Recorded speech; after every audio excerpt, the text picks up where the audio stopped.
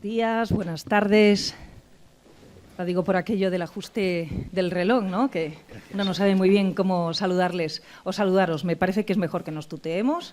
Soy Teresa Viejo y antes de nada agradezco a la organización de este Getafe Negro la invitación para compartir un rato de reflexión, no solo de reflexión y de conversación, las dos cosas. Me gustaría que lo que iniciáramos a partir de este momento, que nos va a ocupar en torno a unos 90 minutos, quizá un poquito más, fuera también un pequeño diálogo, el que podamos, pequeño o gran diálogo, el que establezcamos los que nos encontramos en esta mesa y quienes estáis enfrente. ¿Por qué? Supongo que en todas las materias el análisis y el hecho de desmenuzar los temas que nos ocupan siempre permite un mayor enriquecimiento, pero la mirada hacia atrás de un tiempo que nos marca el presente en el que nos movemos todos y que quizá no sea, a pesar de lo que hemos hablado a lo largo de nuestra historia democrática sobre él, no sea del todo conocido.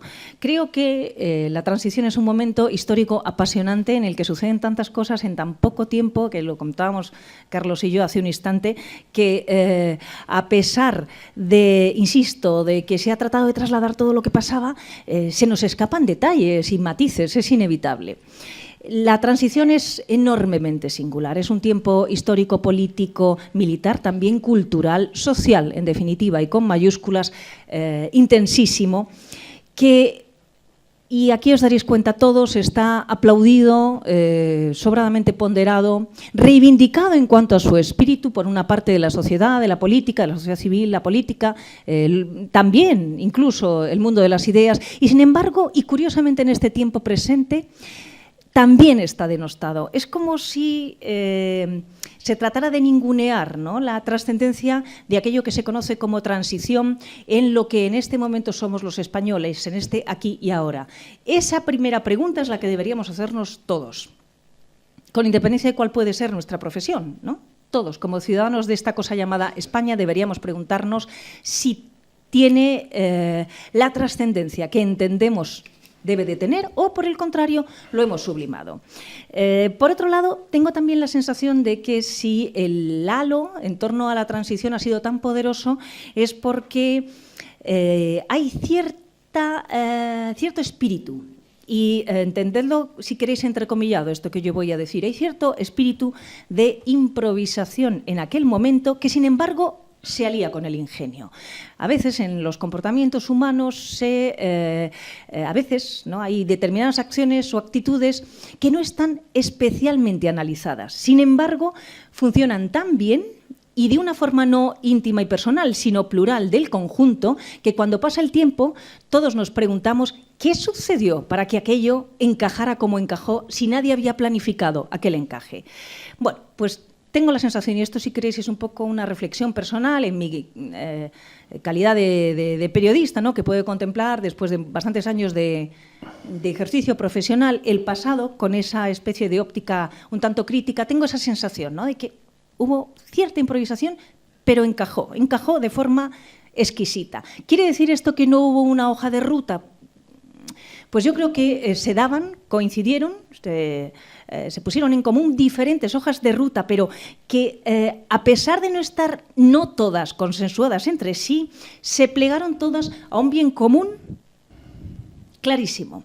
Y es que todos y cada uno de los actores en ese tiempo conocido como transición tenían un objetivo, que era enterrar lo anterior sin ánimo de revanchismo. Ese concepto del pacto que se acuñó de una forma tan contundente durante el tiempo de la transición y que después hemos tratado de ir alargando a lo largo de los años democráticos y que ahora, no sé, parece como que no es que haya caído en desuso, pero que cuesta incorporarlo en la vida diaria y en la vida política de forma muy concreta. En esta mesa voy a ejercer una función de moderadora, quiere decir que iré repartiendo la participación entre las dos personas que me acompañan en ella y también entre vosotros, vosotras. No, la verdad es que no se lo he consultado a la organización, pero bueno, creo que no hay ningún inconveniente a que vayáis levantando la mano cuando ya hayamos avanzado un poco en la exposición. ¿Os parece? ¿Os parece bien? Y participéis, trasladéis preguntas, vuestros comentarios, ¿vale? Bien, pues me acompañan a mi derecha, los conocéis entiendo, pero me acompañan a mi derecha Elpidio José Silva, él es granadino, tenía 16 años el día en que murió Franco.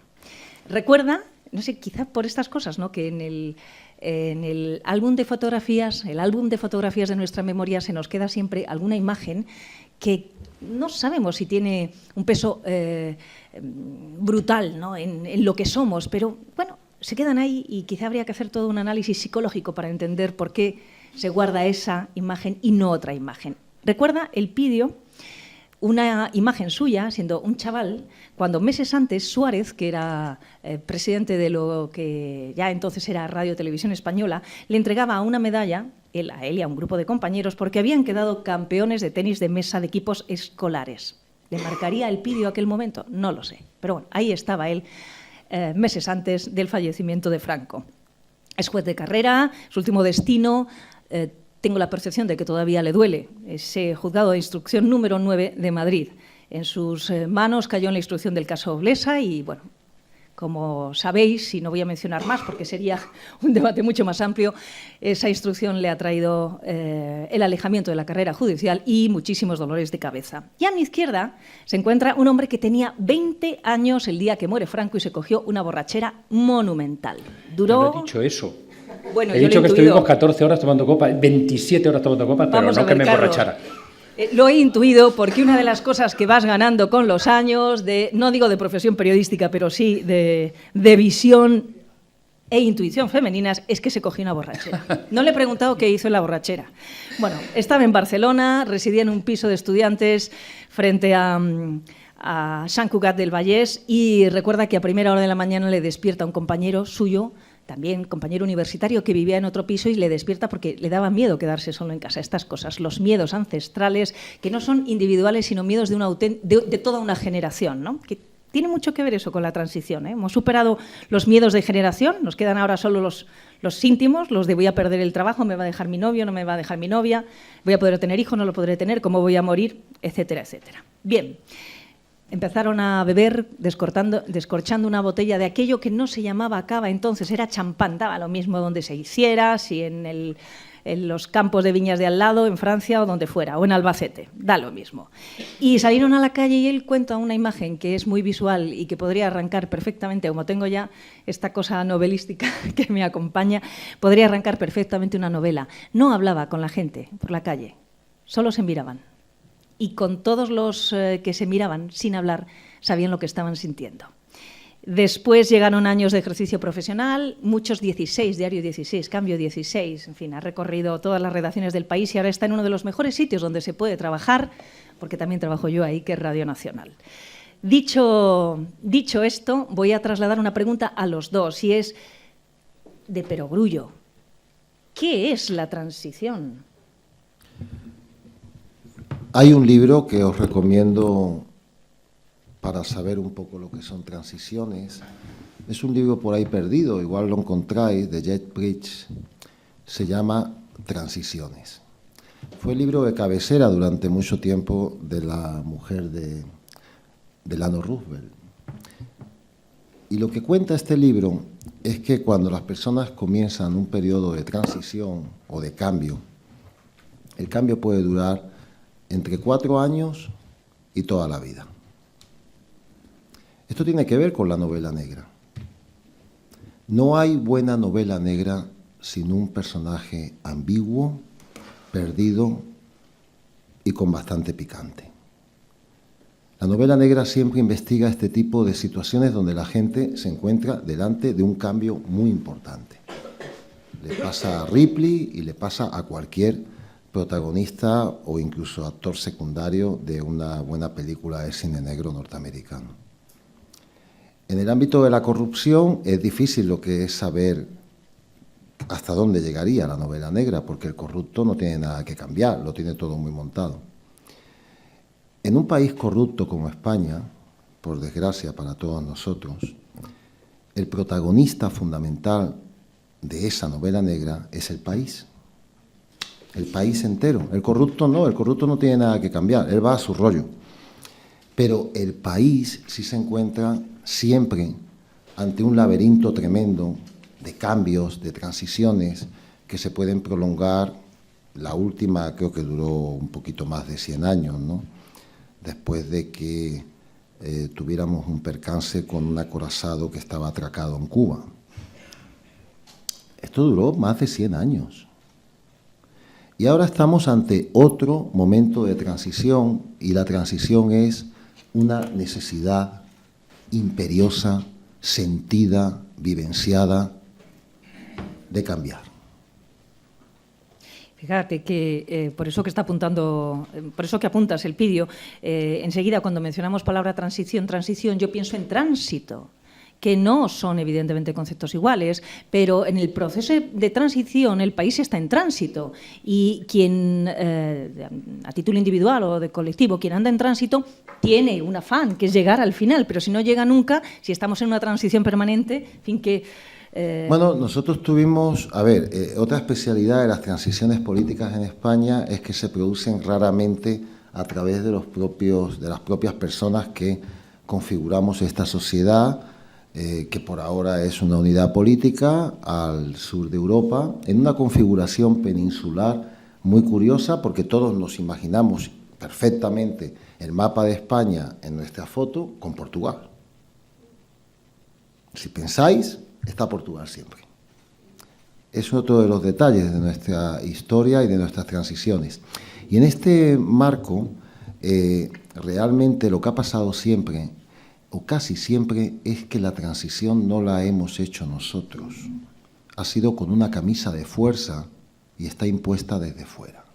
Porque, hay que comprender esto, Cuando un país de la importancia geopolítica de España, posiblemente el país más relevante del mundo, no cambia y tiene que hacerlo, alguien viene de fuera y te pone la camisa de fuerza para que cambies.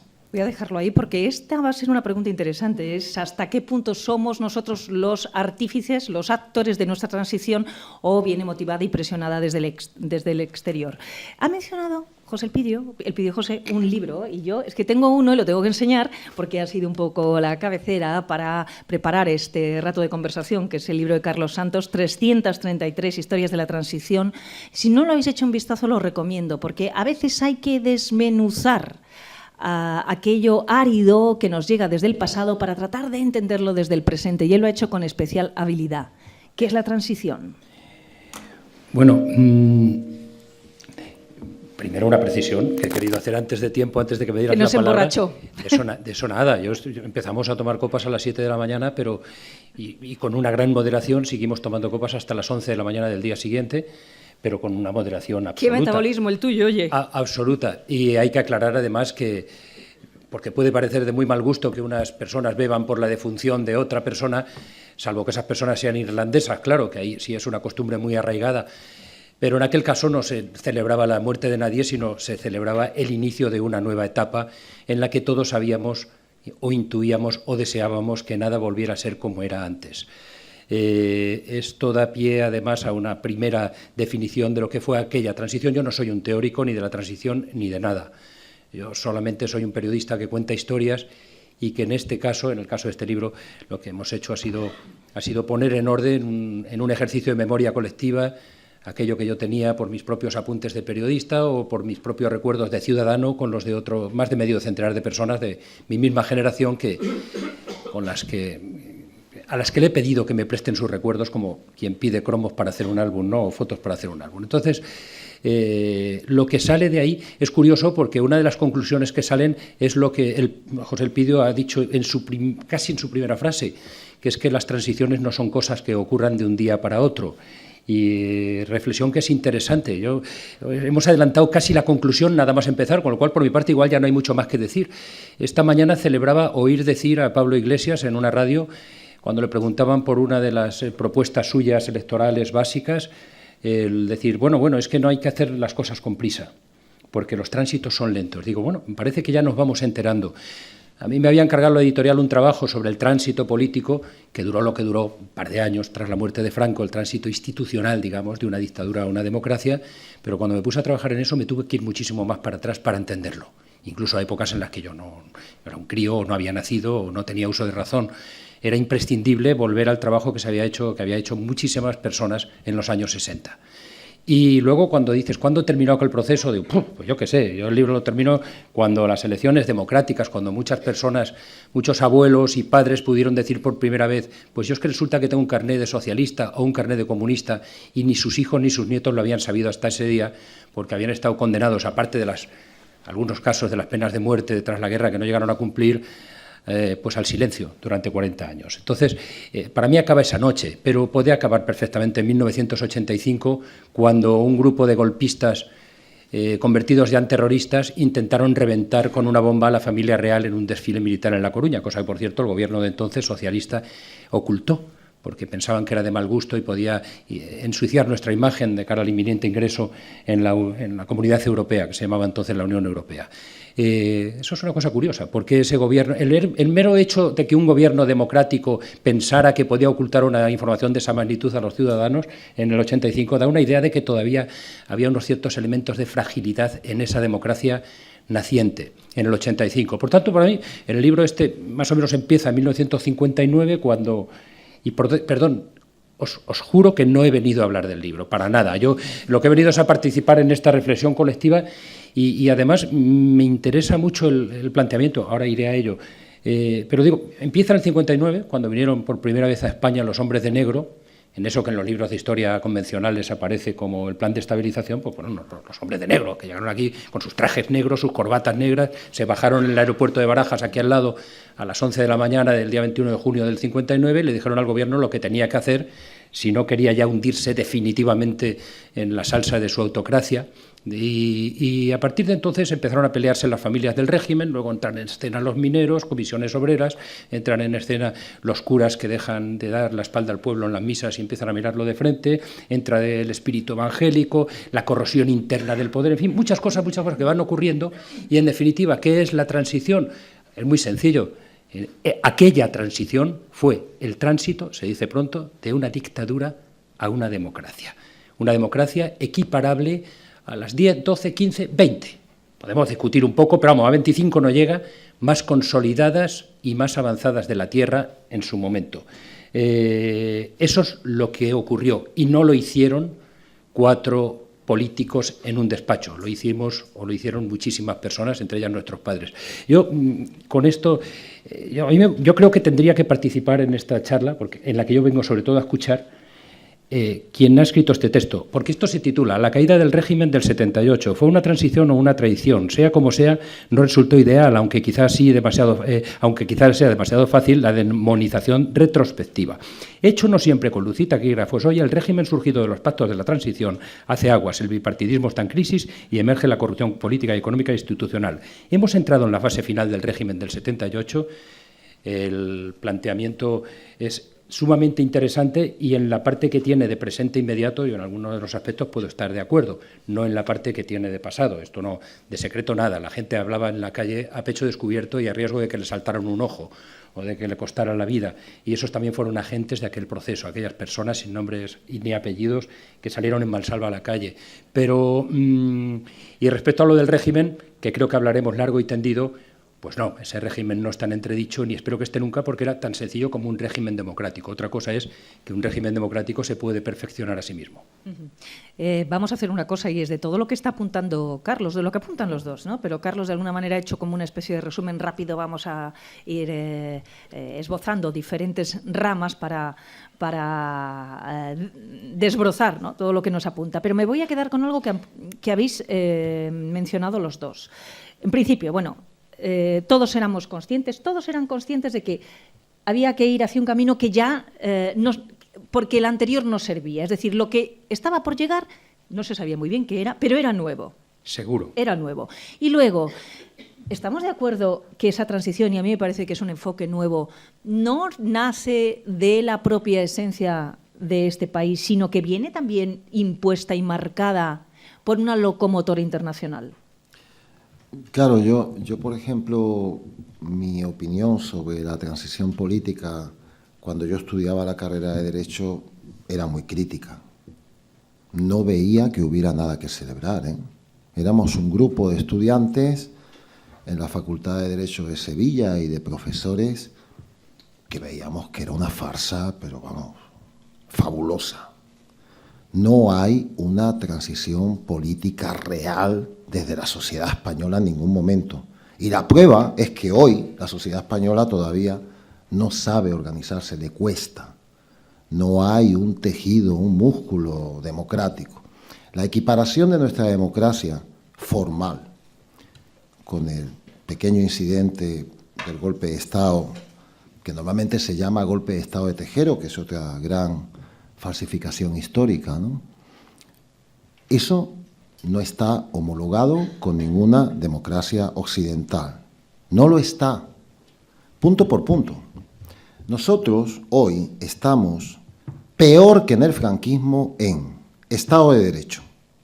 El franquismo, durante los años 60, consiguió un conjunto de normas, ley de contratos del Estado, ley de expropiación forzosa, ley de procedimiento administrativo, ley de régimen jurídico de la administración del Estado, título preliminar, es un conjunto de normas que se aplicaban por los jueces y tribunales de manera mucho más adaptada al Estado de Derecho, infinitamente que hoy. Hoy la gente va a los juzgados a cualquier cosa menos a recibir justicia. Esto lo sabe ya todo el mundo.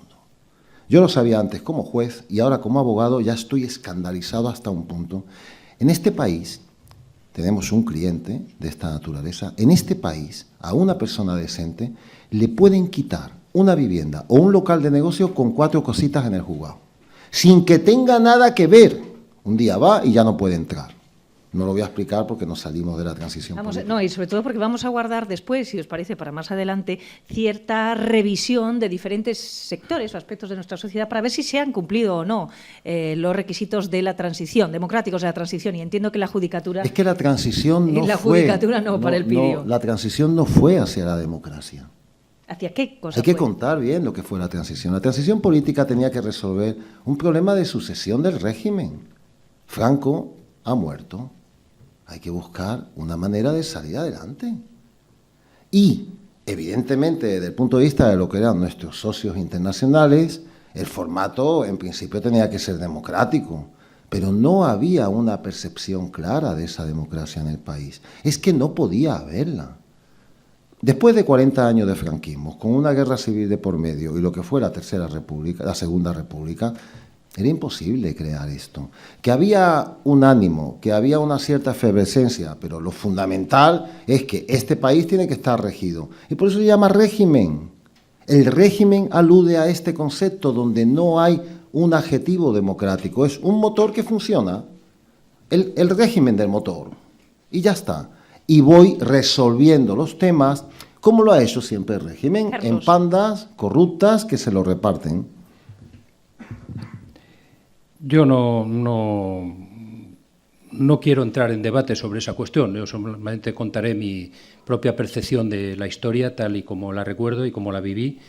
Y lo que recuerdo y lo que viví es que en las únicas elecciones que yo he ganado en mi vida, que fueron las municipales del 79, no eran un poquito de ilusión, éramos, hablo de las municipales del 79, éramos muchísimos los que salimos a la calle a celebrar el que por fin podía entrar en un ayuntamiento un intelectual marxista como Enrique Tierno, acompañado por un Ramón Tamames, que en aquellos entonces también era no solo marxista, sino comunista. Y que además considerábamos que ese triunfo de la izquierda imposible 10 minutos antes en términos históricos tenía mucho que ver con nuestras vidas, con la normalización de nuestras vidas y con el acceso a unos niveles de libertad que no conocíamos y que desde luego no habían conocido nuestros padres ni nuestros abuelos. Yo, la propia memoria de mi padre o de los padres de mis amigos que por primera vez les hicieron saber cuáles eran sus ideas en la noche electoral de 1982, porque hasta entonces habían estado condenados al silencio durante toda su vida, me obliga a pensar que aquel tránsito tuvo muchas cosas afortunadas. Aquel tránsito fue colectivo. La propia memoria de los que se jugaron las vidas porque ese tránsito se llevara a cabo, ya fuera en las calles, ya fuera en las minas, ya fuera en cualquier otro lugar, me obliga a pensar que algún acierto tendría aquella gente. Aquella gente que además desde la calle estimuló de manera muy precisa a sus dirigentes y a sus líderes. Creo además que esa generación tuvo bastante fortuna con los líderes que tuvo en aquel momento, que era gente que entendió las necesidades de la población y por un tiempo ejerció bien ese liderazgo, pero bueno, lo cierto es que sí asistí a aquella explosión de ánimo colectivo. No digo yo que no hubiera grupos de estudiantes críticos en la Universidad de Sevilla o en cualquier otra. Es más, yo en las elecciones generales que hubo un mes después de aquellas municipales, un mes antes, en el mismo año 1979, voté a un proyecto que en mi circunscripción, que era la de Almería, obtuvo 803 votos. Es decir, los que aún teniendo una cierta visión crítica sobre lo que estaba sucediendo, éramos muy pocos. La inmensa mayoría de la gente que nos rodeaba vivió aquel proceso con una enorme felicidad y con un enorme entusiasmo, porque se pasó de la negrura de la dictadura a poder hablar en público en los bares. Se pasó de que te multaran por darle un beso a tu novio o a tu novia con una fortísima multa a poder besar a la gente por la calle. Se pasó de que, es decir, es que para valorar lo que es una democracia formal, por imperfecta que sea o por perfectible que sea, hay que recordar lo que es una dictadura. Algunos de los que estáis aquí la vivisteis de pequeños y a todos os la han contado en casa.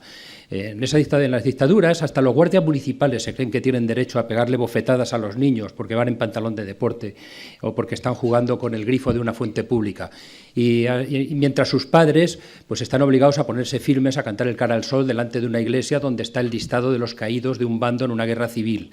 Y eso lo tienen que hacer varias veces al año. En cara al sol, que tienen que aprender obligatoriamente en las escuelas hasta bien entrados los años 70. En muchos años en este país cambiaron muchísimas cosas y se accedió a una democracia formal que, a mi modo de ver, es perfectible, pero que, por otra parte, es equiparable a cualquier otra democracia. Si a mí alguien me dice, ahora mismo, una lista de 20 democracias en la Tierra más sólidas que estas, que la nuestra, o que debamos tomar como modelo, entonces lo escucharé con máximo interés.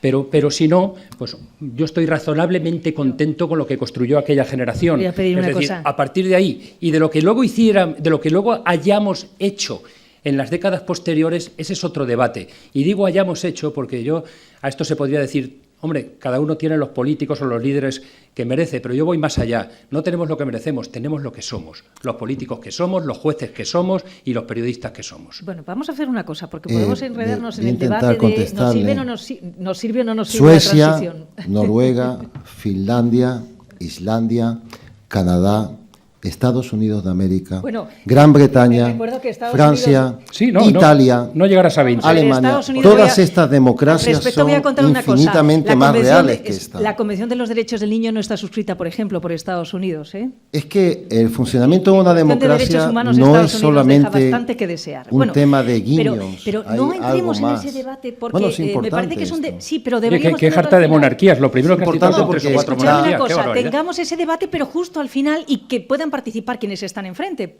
Me parece que antes tenemos que ir abordando algunas etapas y luego ya analizamos si está bien realizada o no la transición, si todavía no está cerrada, si mirando atrás ha sido útil o no ha sido útil. Primero, voy a dejar una cosa, porque que no se me olvide. Por lo que estaba apuntando Carlos, claro, es que hay muchos aspectos, y además de forma especial, que aluden a la mujer, que se nos olvidan. Por ejemplo, hasta hace muy poco la mujer tenía que pedir el consentimiento del marido para firmar un contrato. Se nos olvida eso. Se nos olvida, por ejemplo, que hasta el año 78 la blasfemia estaba penada con cárcel. O sea, no podíamos decir aquello de me cago en Dios, porque llegaba un policía y llevaba el trullo, etcétera, etcétera, etcétera. Bueno, me paro en 20 de noviembre de año 1975. La sensación de que hay que enterrar al dictador es obvia, se ha muerto, hay que enterrarle.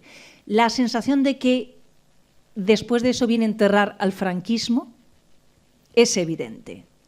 ¿Fue fácil enterrar al franquismo? ¿Se ha enterrado del todo? ¿O a lo mejor coincidís que todavía hay aspectos residuales en nuestra sociedad que lo mantienen latente? Claro, volviendo a la obra de Jeff Bridges, lo primero que uno hace cuando está ante un periodo de cambio es que tiene que diferenciar sus deseos, su maquillaje, su anhelo de la realidad. No es lo mismo querer cambiar que cambiar. Son dos cosas distintas. En España ha habido mucho anhelo de cambio y todavía lo hay. Y en ese sentido, casi todo lo que ha comentado me parece exacto. El anhelo, la fiesta, la celebración. Pero todo eso no cambia para nada el hecho de que exista un sistema educativo. Un sistema educativo de verdad, no lo que hay en España. Que exista un sistema judicial, un aparato judicial independiente que funcione, un ministerio fiscal que funcione autónomamente. Esto es un signo brutalmente y radicalmente definitorio de una democracia. Si no hay justicia independiente, no hay sistema democrático. Está dentro de la primera manifestación de la Declaración de Derechos Humanos que arranca de la Revolución Francesa y de la Carta que desemboca en la independencia de los Estados Unidos de América. No hay salvaguardia de los derechos sin justicia independiente. Y finalmente, tiene que haber una sensación de que la corrupción no es impune. Corrupción hay en todos lados, pero no con impunidad. Cuando no se dan estos elementos, la democracia es una careta, es una democracia formal. Y las democracias formales han sido puestas en alerta ya en el periodo de la democracia de Weimar en Alemania, porque suelen conducir a dictaduras. Y la dictadura de hoy, obviamente, no es la dictadura de los años 30. No, claro, pero existen islotes de dictadura. Lo padecen la gente todos los días en este país, donde ven la arbitrariedad, todo esto. Si no tenemos claro esto es importante retenerlo. No podemos saber a dónde vamos. Porque si vamos a creer que la democracia ha montado otra fiesta, ha ganado unas elecciones y decir que vamos a cambiar, no, de verdad. Ahora lo que toca es hacer esto de verdad. Queremos un conjunto de jueces independientes que no dependan de lo que les diga el del palo y la zanahoria, Lesmes, o el Consejo General del Poder Judicial, o el ministro de Justicia que sale por ahí diciendo cómo él cree que tiene que ser el rollo, ¿sí o no? Queremos un sistema educativo real, que nos coloque, que no nos engañe, que no nos dé un título que no vale para nada, cuando tienes que competir con medio mundo, ¿sí o no? Es decir, este es el esquema. Lo que te he planteado. El planteamiento es este. No, yo te he preguntado una cosa muy concreta. ¿Entendemos que ese franquismo está enterrado? No, ¿cómo va a estar enterrado? Lo estoy ¿Todavía? contestando. Vale. No puede estar enterrado, Vale. porque no ha habido un propósito de enterrarlo, real, de voluntad política. Otra cosa es que se monte un escenario más o menos democrático, pero en el ámbito judicial no ha habido transición política. Ay, en la en judicatura. el ámbito de la universidad no ha habido transición política, sigue habiendo un departamento con un catedrático que más o menos lo maneja. Eso en el ámbito universitario. En el ámbito de la política, bueno, ustedes juzgarán. ¿Hay más impunidad o menos que con el franquismo? Ayer se intentó archivar en falso el caso Blesa en cuanto al tema del Banco de Miami con datos falsos, con datos manipulados, que no esto lo hace una juez. Vamos a dejar a Carlos el vídeo. Hombre, yo creo que hay una parte del franquismo, el franquismo como régimen emanado de una victoria militar tras un golpe de Estado, empieza a resquebrajarse y a deteriorarse e incluso a morir antes de que muera el propio Franco. Si no, no hubiera sido posible el tránsito que se produjo en los años 70, que a mi modo de ver es un tránsito histórico importante. Y se empezó a resquebrajar antes. Las familias del régimen estaban ya peleándose entre ellas, es verdad, y el fascismo de Correa, de Villa y de Cinturón y de Botas estaba en retirada desde antes de que se muriera el dictador, sobrepasado por los llamados tecnócratas que buscaban otro tipo de historia y que efectivamente tenían unos proyectos que podían estar avalados por instituciones internacionales, entre otras cosas de algunos de los países que acaba de citar José Elpidio como modelo democrático. El proyecto que lleva a cabo el príncipe, a quien designa Franco sucesor, el proyecto que básicamente consistía en llevar a cabo la certeza de que él jamás podría ser jefe de Estado si este Estado seguía siendo un régimen militar. Entonces él, por la cuenta que le traía, tenía que ayudar a la instauración de una democracia, porque sabía que si no duraría 10 minutos como jefe de Estado. Ahora te voy a Pero decir ese una cosa proyecto... al hilo de eso, es que no creo que se me olvide. Uno de los asuntos más contestados de aquella etapa de transición respecto del entonces príncipe es el hecho de que él suscribió los principios del movimiento. ¿Lo hizo forzado? Sí. ¿Lo hizo entendiendo que era una concesión? Eso fue un empeño de Carrero Blanco, que era mano derecha todavía en aquel instante, en 1969, del dictador, y que le dijo más o menos textualmente, porque había el debate, a mí me da igual que sea el padre o el hijo, pero que jure los principios fundamentales del movimiento. Carrero Blanco era una especie de Goebbels cateto que teníamos aquí, que tenía una percepción bastante simple pero eficaz de cómo eran las cosas.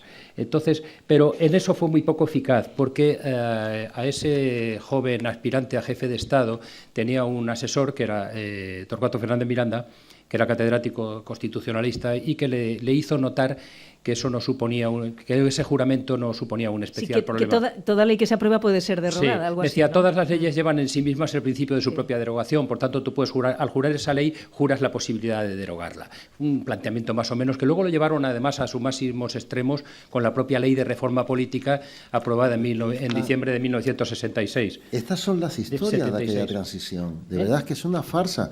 Bueno, eso es una parte de la historia. ¿Qué constitucionalista serio, qué persona que se dedique seriamente a la teoría política puede considerar que el hecho de jurar, el hecho de comprometerte con unos valores de determinado régimen es una cosa que se quita y se pone porque después se deroga la ley? Eso no es verdad. Si yo me comprometo con la Constitución, me comprometo existencialmente, vivencialmente, y eso va de verdad. No es cuestión, oye, dime dónde hay que firmar, venga, que yo voy firmando tratados. Bueno, el blanqueo y tal, así nos va. Firmamos todo tipo de tratados internacionales, estamos homologados, con la firmita, después no hay nada de realidad. Esto refleja aquella transición política de circo, de escena, de que venga, que hay que ir.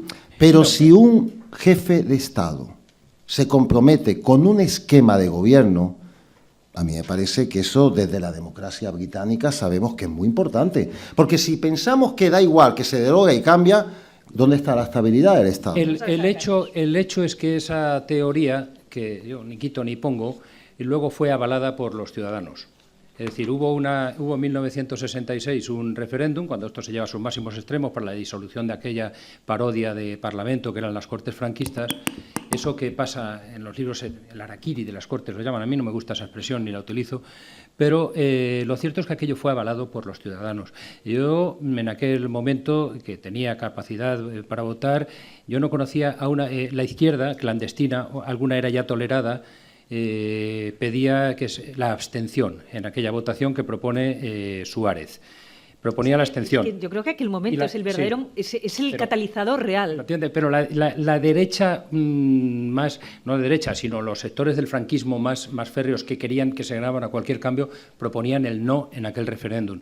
Y yo particularmente, que entonces estudiaba en Sant Cugat del Vallès, en Barcelona, pero mi familia estaba en Almería, y yo no conocía a una sola persona en mi entorno personal, yo no conocía a nadie que fuera a votar en ese referéndum. Todas las personas que yo conocía, sin excepción, los bares donde iban los profesores, los compañeros de la universidad, mi familia, no conocía a nadie que ese día fuera a votar en ese referéndum, porque la izquierda lo que pedía era que no se votara. Sin embargo, participó el 77% de la población. Participó el 77% de la población, y de ese 77% de la población, el 95% votó a favor. La gente, la inmensa mayoría de esos agentes de un cambio histórico que son cada uno de los ciudadanos, querían un cambio tranquilo. Esto es un hecho. Yo no estaba en eso, pero ocurrió. Y eso tuvo ese aval primigeniamente democrático. La gente votó voluntariamente. ¿Movidos por miedos? Pues claro. ¿Porque querían ahuyentar los fantasmas de la guerra? Pues naturalmente. Lo que quería la gente, sobre todo nuestros mayores, es que se acabara de una puñetera vez la guerra. Nosotros queríamos que se acabara la dictadura, pues para poder llevar pantalones vaqueros y para poder follar, y para poder hablar con libertad en los bares y votar, como hacían los franceses, y para poder tener alcaldes comunistas como tenían en Roma, que de hecho los tuvimos. Pero los mayores lo que querían es que se acabara de una puta vez la guerra, y perdonar por el coloquialismo, pero es como lo oí tantas veces. Igual que oí en aquel momento, y está recogido hasta el testimonio en el libro, de gente que era progresista y que decía, pero voy a votar, no vayamos a joderla. O sea, la expresión de no vayamos a joderla. O sea, cada uno de los ciudadanos fue y ejerció su derecho a votar o no votar en aquella ocasión. Yo no voté, pero votaron muchísimos.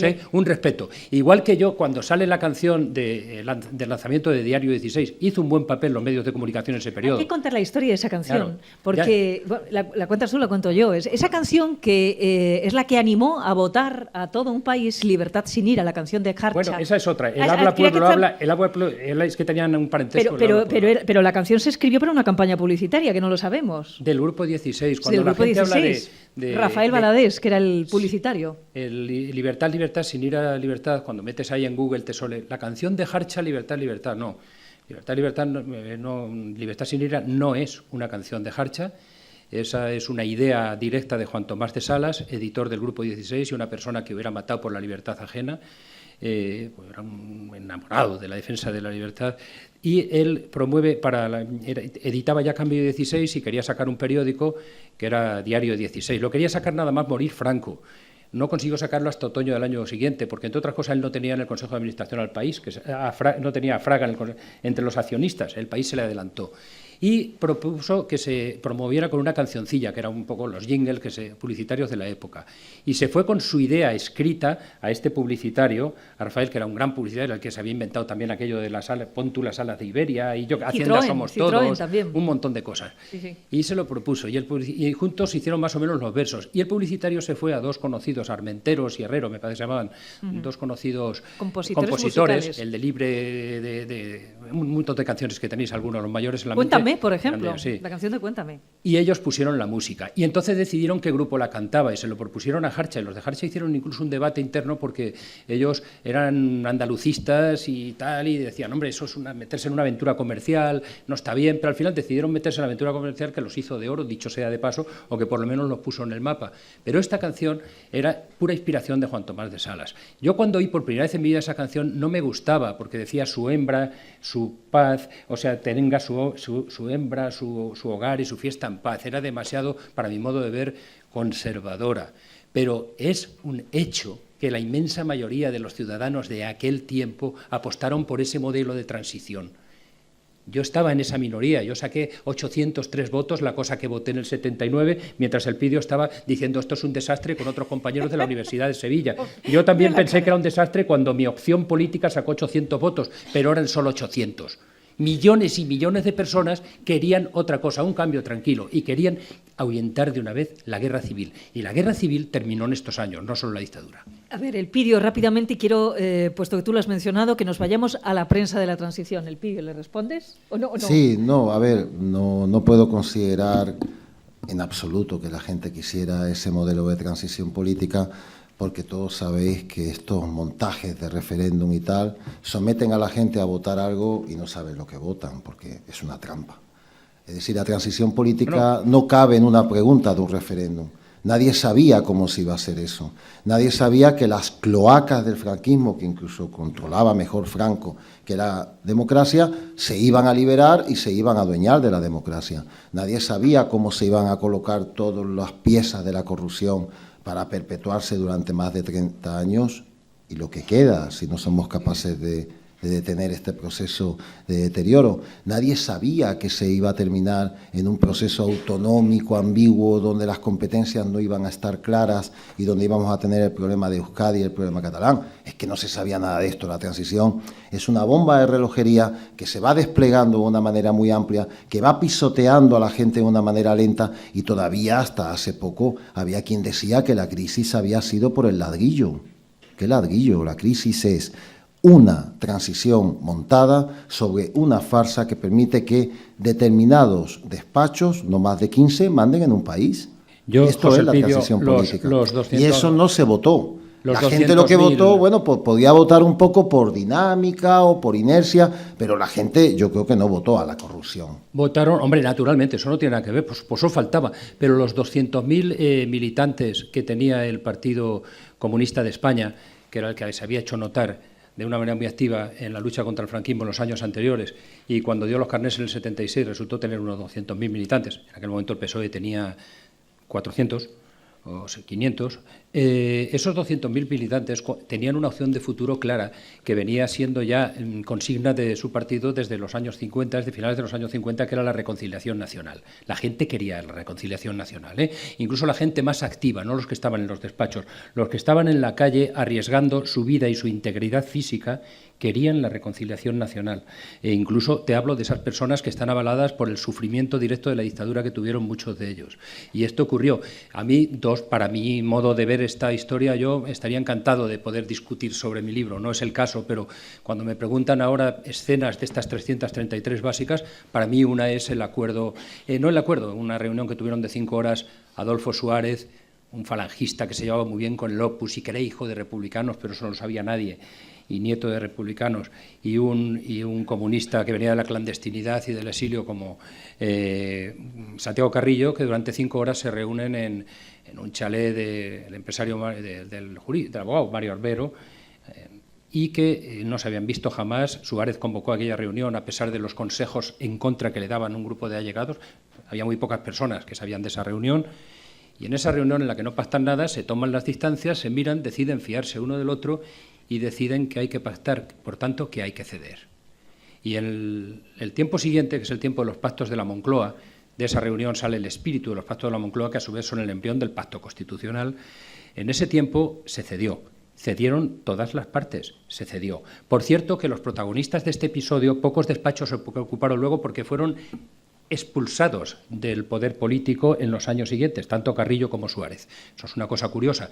Igual que es una cosa curiosa que el partido que funda Suárez en estos años es borrado de la faz de la tierra en pleno uso de su libertad por los votantes en las elecciones de 1982. Mal atado dejarían el sistema cuando los echaron del poder y pasaron de 167 escaños a 12 por voluntad libre de los ciudadanos en las urnas. No estaría tan amarrada la continuidad del franquismo cuando se les echó con el voto. Vamos a dejarlo aquí, punto y seguido, lo retomamos dentro de un rato. Era Carrillo quien había dicho aquello de no nos metamos con ellos porque tenemos que pactar, ¿no?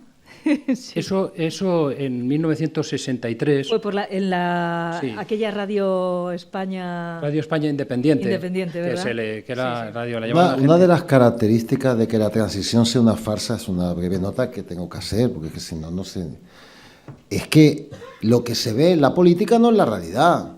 Por eso la UCD desaparece y no pasa nada, porque el control no está en la democracia, no está en la política, está por detrás en el sector financiero, en el IBEX, en las grandes empresas del país. Entonces, bueno. que este es el problema de la transición, disculpa, que es que permanentemente nos quieren colocar un espejo formal para que nos creamos que esa es la realidad, que no hubo ningún cambio, que da igual que venga el PSOE, que venga otro, que haya un golpe de Estado, que no venga, porque los sectores que manejan el país son los mismos en aquella época que ahora. Bueno, ya abro una pequeña ventana para hacer una reflexión respecto de la prensa, porque la percepción que tenemos los ciudadanos, ya no digo como periodista, la percepción que tenemos los ciudadanos, los consumidores de prensa, es que fue de alguna manera el mascarón de proa en muchos de los cambios sociales. Es decir, ha mencionado Carlos Santos a un referente quizá poco reivindicado, como es Juan Tomás de Salas, ¿no? Al frente de aquel Cambio 16 primero, al frente después de Diario 16. Le llamaba el espíritu 16, decía aquello, ¿no? Respecto de un tipo de periodismo que, por cierto, tiene unas formas que ahora nos pueden incluso sorprender a quienes ejercemos el periodismo. Es decir, unas formas donde se pierden los clichés, si queréis, entre la clase política y los periodistas. Era muy común que los periodistas almorzaran, pero no con contubernios extraños, almorzaran, se tomaran una copa, coincidieran después ya en las elecciones democráticas, coincidieran con los políticos. Es decir, aquella especie como de información que fluía de una parte a otra era común, ¿verdad? ¿Te sonríes? ¿Por qué? ¿Por qué era así? Porque tengo delante la foto esta que estoy ahí con Suárez en una partida de mus. Por eso. Pero déjame solo que recuerda también y que haga un pequeño guiño a yo creo que si hablamos de prensa tenemos que hablar también de una revista que fue una auténtica revolución de no solo de lo que se contaba, sino de lo que se veía. Es decir, cuando aparece el 22 de mayo de 1976 Interview, el que entonces estaba al frente del Grupo Z, el desaparecido Antonio Asensio, decía: a los españoles les faltaba sexo, les dimos sexo, les faltaba claridad y dimos la libre expresión de sus columnistas. Era un traje a medida, un cóctel pero no molotov, ¿no? Yo creo que también no podemos dejar a un lado, y me parece que es importante en esa transición de las costumbres, lo que supone el mostrar el cuerpo humano, no solo en la portada de una revista, sino en unos escenarios con actrices que se muestran como son, que interpretan obras de teatro, películas con absoluta libertad. También denostamos con frecuencia aquel cine del destape y cumplió una función muy importante, ¿no? Tardó en llegar esa libertad, pero vamos, la transición que a mí me interesa, la que viví y que desde luego no fue una farsa, porque para mí ha sido un elemento sustancial de la vida de muchas personas con las que he convivido y que algunas ya han muerto, la transición que hicieron los poetas, la transición que hicieron los artistas, la transición que hicieron los estudiantes, la transición que hicieron los profesores de universidad, que sí se ponían al frente de las manifestaciones antes de delegar, porque yo creo que eso ha ocurrido después. Es decir, este proceso es posterior, cuando los catedráticos, cuando los profesores de universidad se han empezado a preocupar nada más que por la cátedra o por colocar a quien quieren ellos en la cátedra o por pagar la segunda vivienda, ha sido posterior. Y cuando han delegado a la hora de enjuiciar el funcionamiento de la sociedad en los tertulianos de las televisiones, que somos profesionales de navegar en la espuma, eso ha sido posterior. En aquellos años había un ejercicio intelectual crítico desde la universidad y yo creo que eso también forma parte de ese proceso que no es falso en absoluto que se vivió en esos años en España y que se vivieron en todos los territorios de la existencia. Por un conjunto de circunstancias ajenas a los pactos políticos, en esos años se pasó de la faja a la minifalda o al desnudo de Marisol en la portada del número 16 de Interview. Y entonces, de repente, se descubrió que aquello a la gente le gustaba, es decir, que la libertad le gustaba incluso a los más retrógrados. La libertad, o sea, la libertad de andar por casa, sí, mucha farsa, pero eras un poco más libre que unos años antes. Hay que recordar que el entonces ministro, bueno, que me vuelvo más atrás, el entonces ministro Fraga descolgaba el teléfono y le llamaba la atención o invitaba a una cita en su despacho a los directores de los medios para recriminarles actitudes, comportamientos, titulares, etcétera, porque leía y veía todo. Lo de Fraga es para echarle de comer aparte y eso merecería una charla por sí mismo. Pero lo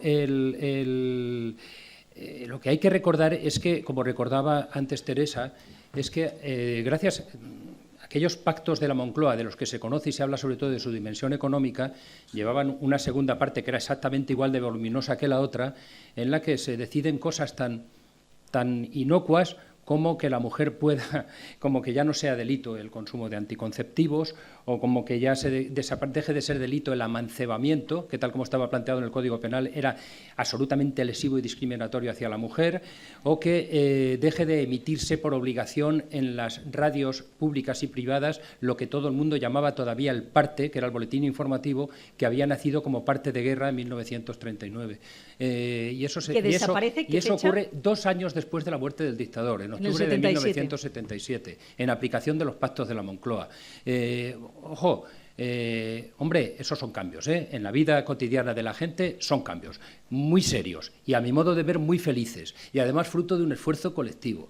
Y yo creo que otra cosa es lo que se haya hecho después, lo que hayamos hecho después los jueces, los periodistas y el resto de los ciudadanos con ese patrimonio colectivo, no solo lo que han hecho los líderes, porque la capacidad de echarlos a gorrazos la tenemos y la hemos tenido desde el día que echamos a la UCD. ¿Tú estás de acuerdo, Elpidio, que la prensa fue también una bandera en esa transición? ¿Hizo esa particular transición la prensa? Hubo muchos elementos a transicionar, obviamente. La libertad de expresión era uno de ellos a través de los medios, pero lo que quiero expresar, y yo creo que desgraciadamente lo entendemos todos, es que una democracia tiene elementos sustanciales importantes. No es un conjunto de guiños, de pequeños cambios, si pueden salir mujeres desnudas, si se puede decir algún cototaco. Esto no es real, ya para este engaño no estamos, porque son millones de personas desahuciadas, desamparadas diariamente en los juzgados, en la vida económica. Ya para esto no estamos, ya la farsa se acabó, porque queremos estructuras sólidas para vivir en paz y con eficacia. Y entonces, cuando vamos revisando, no nos podemos quedar en el detalle. ¿Y de dónde proviene esto? Del complejo histórico. No podemos evaluar el cambio de una democracia en España mirando al franquismo. Esto es surrealista. No se puede parametrar así. Oye, como esto no se podía hacer en el franquismo y ahora sí ya hay democracia. No. Hombre, pero que eso es lo que cambió, José Elpidio. Eso es lo que cambió. No, eso fue lo que ocurrió, que dejó de haber una dictadura para hacer una democracia. No uno puede intentar salir de una transición, de un cambio personal, político, social. Uno puede intentarlo y lo que avanza es muy poco. Y eso no quiere decir que uno salga del autoritarismo franquista. El autoritarismo franquista era algo tremendamente cruel y, sobre todo, aburrido. A mí lo que más me afectaba del franquismo es que era muy aburrido. Ese aburrimiento no desapareció. Sigue trepando por la sociedad española. Y a nivel de medios de comunicación hubo grandes momentos importantes de cambio a través del País, de algunos diarios muy importantes que sí, que se sumaron a esto, pero al poco tiempo, conforme los nuevos modelos políticos se iban asentando en aquello que era un nuevo no sé qué, supuestamente una democracia formal, se fue viendo desde el primer momento cómo eran cautivos también de determinados esquemas por parte del que manejaba los títeres. Esta es la realidad. Y esto es verdad que en los últimos 4 años del Partido Popular ha llegado ya a un tema nauseabundo. Es cierto, tenemos 4 años últimos que, claro, ya han barrido todo. Pero nunca ha habido un formato democrático sustancial, real, comparando con quien tenemos que comparar. Cuando haces algo, comparas con el que lo hace bien. No, en ese sentido no lo hemos tenido, y si nos quedamos comparando con lo que era el franquismo y tal, pues seguimos en la fosa. Bueno, pero volviendo a la comparación inicial, cuando yo te pedía que me dieras 20 democracias, has llegado hasta 10. Pero ¿por qué hay que dar 20? 11, quiero decir, ¿quién ha dicho que son 20? Yo, para mí, no hay 20 democracias reales en el mundo. Pues por eso, yo clasifico las escandinavas, Canadá, Estados Unidos, Francia, Alemania, Italia. El número no es el tema es que nosotros no tenemos democracia. Bueno, ese hombre, es el tema. Yo creo que nuestra tenemos democracia una democracia donde se archiva una causa penal, como la que se archivó ayer respecto de Blesa, donde las personas van a los juzgados a que los machaquen. Yo no sé si estamos aquí sabiendo qué pasa en la realidad social española. La gente, tengo clientes que no van al juzgado porque les tiemblan las piernas, porque no pueden ir allí. No puede ser parámetro de democracia un lugar donde nadie cree en la justicia porque no resulta creíble. Es que no lo es. No puede ser parámetro de democracia un lugar donde la escuela pública está fulminada, con un funcionamiento de la educación en España que está por detrás de los parámetros del franquismo. Vamos a hablar en serio. Estos son los parámetros. Pero quiero decir que guardemos esta reflexión, si quieres, para el final, para situarnos en el presente y con cierta acritud mirar a ese pasado y entender que a lo mejor no hemos hecho la transición como debemos o que teníamos demasiadas rémoras que no sabemos cómo afrontar. Quiero hablar del poder político, aunque sea solo brevemente. ¿Por qué? Porque, y como ciudadana lo observo, tengo la sensación de que esa transición no se ha producido en el poder político y que siguen mandando los mismos que mandaban en la década de los 50 del siglo pasado. ¿Por qué pienso eso? Porque es así. Porque es así, efectivamente. No ha habido ningún cambio en el modelo político real. Es decir, que no ha habido cambio figuras... en la ley electoral, por ejemplo. Es decir, no hablamos la ley electoral. Ahora, si quieres, hablemos de la Constitución. ¿Por qué esas familias que ya manejaban los engranajes económicos y que eran las familias de nombres de gran raigambre, en fin, apellidos ilustres, siguen manejando las grandes empresas, los grandes bancos, y salvo casos muy puntuales como Zara, ojo, esas familias, no hay la incorporación del emprendedor al mundo de la empresa en una primera línea? Algunas de esas familias hicieron sus fortunas después de la guerra, pero la mayor parte de esas familias manejaban ya los hilos durante la República y en los años 20. Entonces no se ha producido esa transición. ¿Y cuál es el problema? Lo que no se ha producido es un cambio de la estructura económica de este país, ni de ninguno de los otros que nos rodean, y ni de ninguna de las democracias a las que ha hecho referencia antes José Elpidio. En esos términos, por supuesto que no, porque también son las mismas. Bueno, el poder financiero de Estados Unidos no creo que sea ejemplar respecto al nuestro, ni el de Suecia, ni el de Noruega. El poder financiero es el mismo desde hace un montón de tiempo. De todo punto de vista, no tiene nada que ver. En Estados Unidos, para empezar, te guste o no, existe un sistema financiero, aquí no. Aquí el Banco de España, oye, vamos a centrar un poco. El Banco de España es una institución que, si hubiera funcionado en Estados Unidos como lo ha hecho aquí, estarían todos en el trullo. Así, claramente, vamos a hablar en eso. Pero los apellidos del poder económico, que es lo que preguntaba, siguen siendo los mismos que en 1920. Cuando comparamos no vayamos tan rápido diciendo que es que lo que pasa aquí pasa allá, no, ni de broma. Lo que pasa aquí no puede pasar en Estados Unidos, es inconcebible. No puede. En cuanto a los nombres y apellidos del poder económico, sí. El tema es que Franco era un capataz. Estaban los dueños de la finca, hablaron con él y dijeron: oye, Paco, aquí tenemos un problema serio. Esto se ha jodido, ¿vale? Tú te puedes quedar con el tema un tiempo. ¿Puedes o no? Que es que nosotros no aguantamos. Y los dueños de la finca dejan al capataz. Y el capataz nombra a otro capataz. Y aquí lo que tenemos es un montón de capataces corruptos. Y los dueños de la finca pues hacen lo que pueden. Esta es la realidad del país. Y en lo que es el núcleo económico, claro que hay cambios. No los hay aquí, porque aquí todavía no tenemos sistemas a nivel económico. Ahí tenéis el Sareb, el Banco Malo, ya lleva perdidos 15.000 millones. Aquí me acabo de enterar que ahora el Sareb le da 24 horas a la PAD, está en nuestra democracia, ¿eh? Le da 24 horas a los de la PAD, que están hartos ya de sufrir la estafa que se está montando desde el Sareb, para que quiten el anuncio de las 30.000 viviendas que tiene el Sareb para venderla a los fondos buitres. Viviendas que hemos pagado todos. Todos hemos pagado ese rescate. ¿Hablamos de verdad o hablamos en general? Porque esto se ha publicado ahora mismo. Les han dado 24 horas de... Claro, esto no es un funcionamiento democrático. Es un día a día. ¿Por qué es el mismo esquema, no sistema, esquema de control económico? Porque no se ha sacudido en absoluto a nadie. Ahora es que va a cambiar. ¿Por qué? Porque se acabó la fiesta. Porque si hay que detener a los de la FIFA, los detenemos. Porque si hay que hundir el Banco de Madrid porque hay ahí 2 o 3 venezolanos, no sé qué, también. Porque si hay que ir a por Volkswagen, también. ¿Qué pasa? Que se acabó la fiesta, vamos a un estado de libre comercio mundial y los americanos no quieren competir con gente que hace trampas. En todo caso, oye, vamos a intentar montar un juego limpio, porque si vamos a montar un libre comercio Estados Unidos y Europa, lo vamos a hacer de otra manera. Ese cambio no viene de aquí, ese cambio viene de otro país que lo impulsa. ¿De España va a venir la puesta en prisión de los miembros de la FIFA? Venga, hombre, ni de broma. Eso viene de otro lado. Eso es lo que llamaba camisa de fuerza. Cambiamos porque nos ponen la camisa de fuerza porque no somos capaces de impulsar el cambio. Yo de eso estoy tan escandalizado como tú, y además me he hartado de decirlo en foros públicos.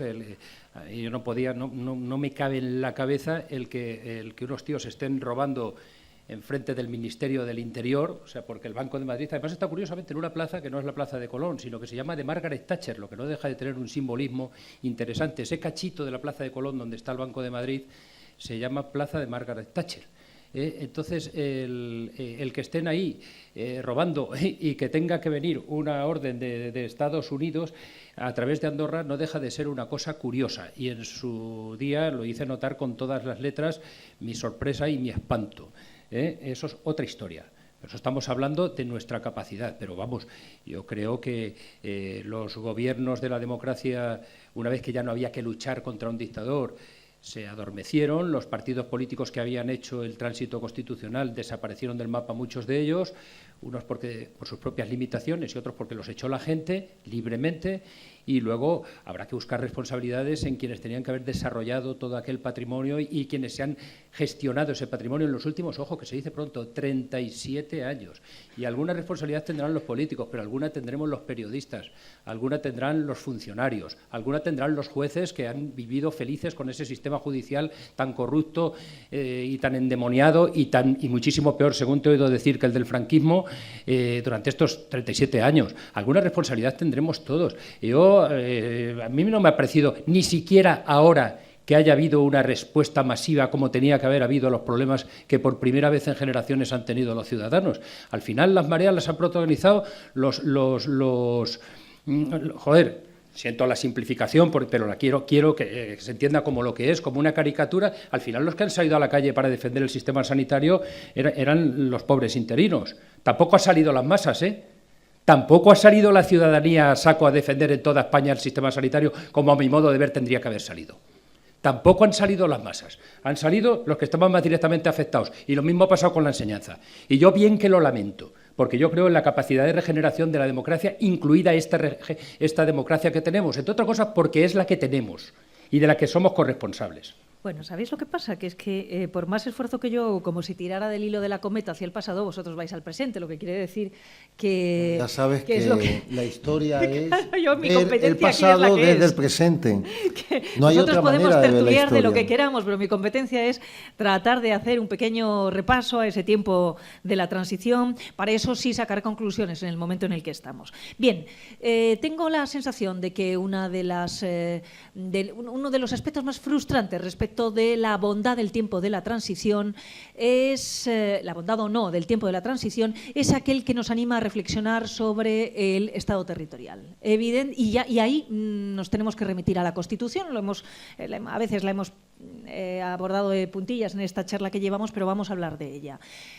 Mi pregunta es, esa Constitución que nos arrogamos los españoles con enorme orgullo y satisfacción está maltrecha, necesita una revisión. Yo creo que ahí estamos todos de acuerdo. No se abordó, todos querían pactar muy pronto y no se abordaron asuntos como esos, ¿no? Es decir, como esa España plural, como los nacionalismos, que eran una especie de bicha rara que nadie quería mencionar, ni por parte de la izquierda ni por parte de la derecha. Se ha quedado vieja. Hasta que no se reforme esta Constitución, no entenderemos que estamos cerrando una parte de nuestra historia para iniciar otra. A ver, en términos de teoría constitucional, un cambio de la Constitución como papel que va al Boletín Oficial del Estado no cambia nada. Nada. España en eso es un buen ejemplo. Ha tenido más constituciones que la mayoría de los países europeos con menos estabilidad política constitucional, mientras que países como Estados Unidos o Gran Bretaña, bueno, en el caso de Gran Bretaña ni siquiera es una constitución escrita. Y en el caso de Estados Unidos es un pequeño texto al que se le añaden enmiendas. Lo fundamental en el ámbito constitucional es la voluntad de hacer Estado, de hacer democracia y de hacer países que funcionen conforme a un orden democrático de sede constitucional, aunque no todas las constituciones obviamente son democráticas. ¿El que cambiemos la Constitución sirve para algo ahora? No. El que se cambiara la Constitución en el momento en que constituía un impasse importante, que era la transición política del 78, ¿era fundamental? Sí. En ese caso sí. Por eso decía antes que me parece muy fuerte que alguien jure los principios del movimiento nacional y que le diga a Torcuato, que era un jurista formal y cuadriculado, que no entendía nada de esto que estamos hablando aquí. Era otra manera de ver el derecho y el mundo de la justicia y de la democracia, que le dijera, no te preocupes porque esto se deroga. No, los valores no se derogan. Perdona, si juras unos valores, no. Entonces, había que desmarcar claramente, era lo mínimo que se pedía a nivel de transición política, y ese mínimo se cumplió mal, hacer un texto constitucional. ¿Qué pasa con el texto constitucional? Que lo primero que se encuentran es que todo lo que pasaba en la República estaba congelado. Estaba presente, pero en un congelador.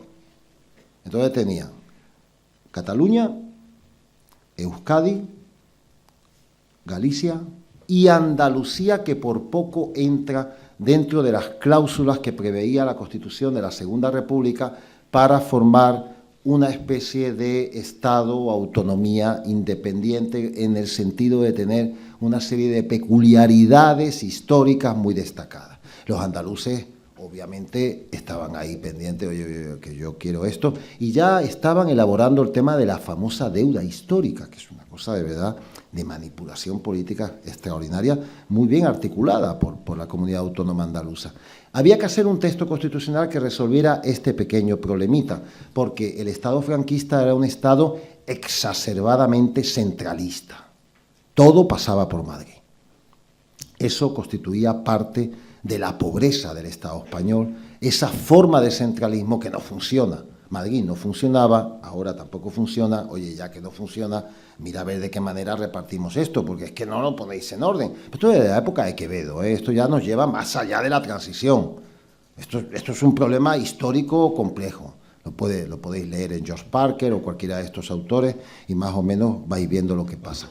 ¿Qué pasaba? Había que hacer un título octavo que regulaba las comunidades autónomas. Y no tenían ni idea de cómo hacerlo. Cogieron varios modelos, dijeron, oye, vamos a ver el modelo italiano, tampoco servía, y entre Abril Martorell y Alfonso Guerra, dos portentos del derecho, dos portentos del sistema constitucional, personas que no tenían ni idea de lo que era configurar esto, montaron el título octavo en 2 fines de semana. ¿Y qué es el título octavo? El sistema de distribución de competencias entre el Estado y las comunidades autónomas en España. Es decir, es el núcleo duro de la Constitución en cuanto a la forma de Estado territorial, y eso es muy importante. No hay quien entienda eso. De verdad, yo me he pasado 6 años explicando. No se puede entender. Es mucho más difícil de entender que cualquier cosa que ustedes se puedan imaginar. Está muy mal hecho. a conciencia, porque no había tiempo para terminarlo, porque no había preparación política para aceptar esa Constitución. Si lo hubieran hecho de verdad, que es un Estado federal, no hubiera salido adelante el texto.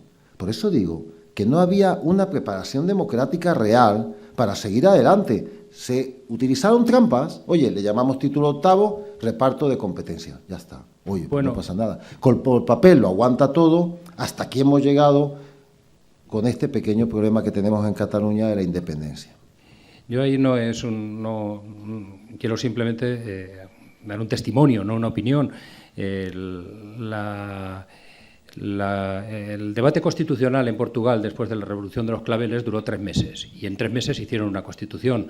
La Constitución en España no la hicieron Abril Martorell y Alfonso Guerra el título octavo, en 2 noches. El título octavo. Hablo del título octavo de la Constitución, pero la elaboración de la distribución de competencias, no de la Constitución. Tampoco la hicieron en 2 tardes. La elaboración de la elaboración de la Constitución. Lavero Arévalo lo describe perfectamente.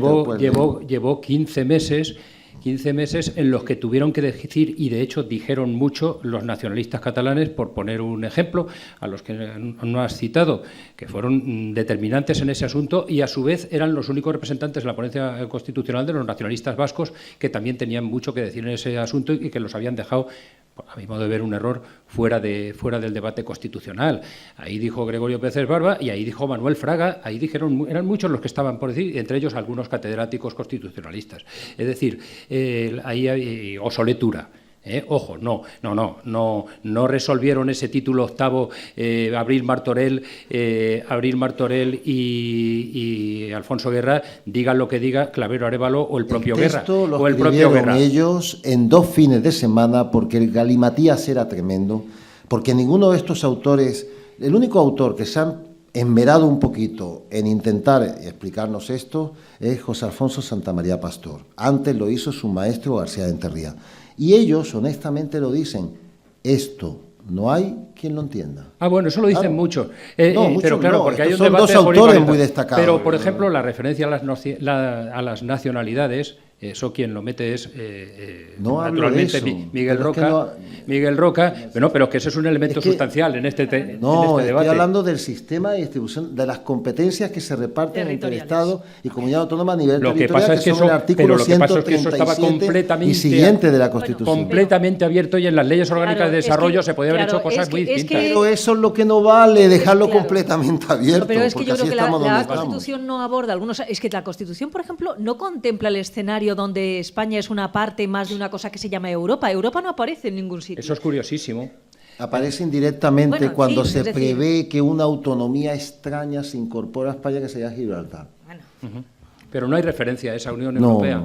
Eso es curioso. Que probablemente haya envejecido incluso más rápido de lo que podríamos haber pensado. Bueno, pero posiblemente ahora te entra por aquí un constitucionalista y te dice con soltura y dice, pues igual tienes razón, que con el texto que hay se podrían hacer cosas completamente diferentes de las que se están haciendo. Esto es verdad. Es decir, mira, yo tengo aquí una frase muy curiosa que me dijo en su día a mí. Es decir, cuando se aprueba el Estatuto de Andalucía, porque aquello, claro, cuando sale lo de Cataluña y el País Vasco, los que habíamos andado por las calles diciendo libertad, amnistía y Estatuto de Autonomía, decíamos, ¿y nosotros qué?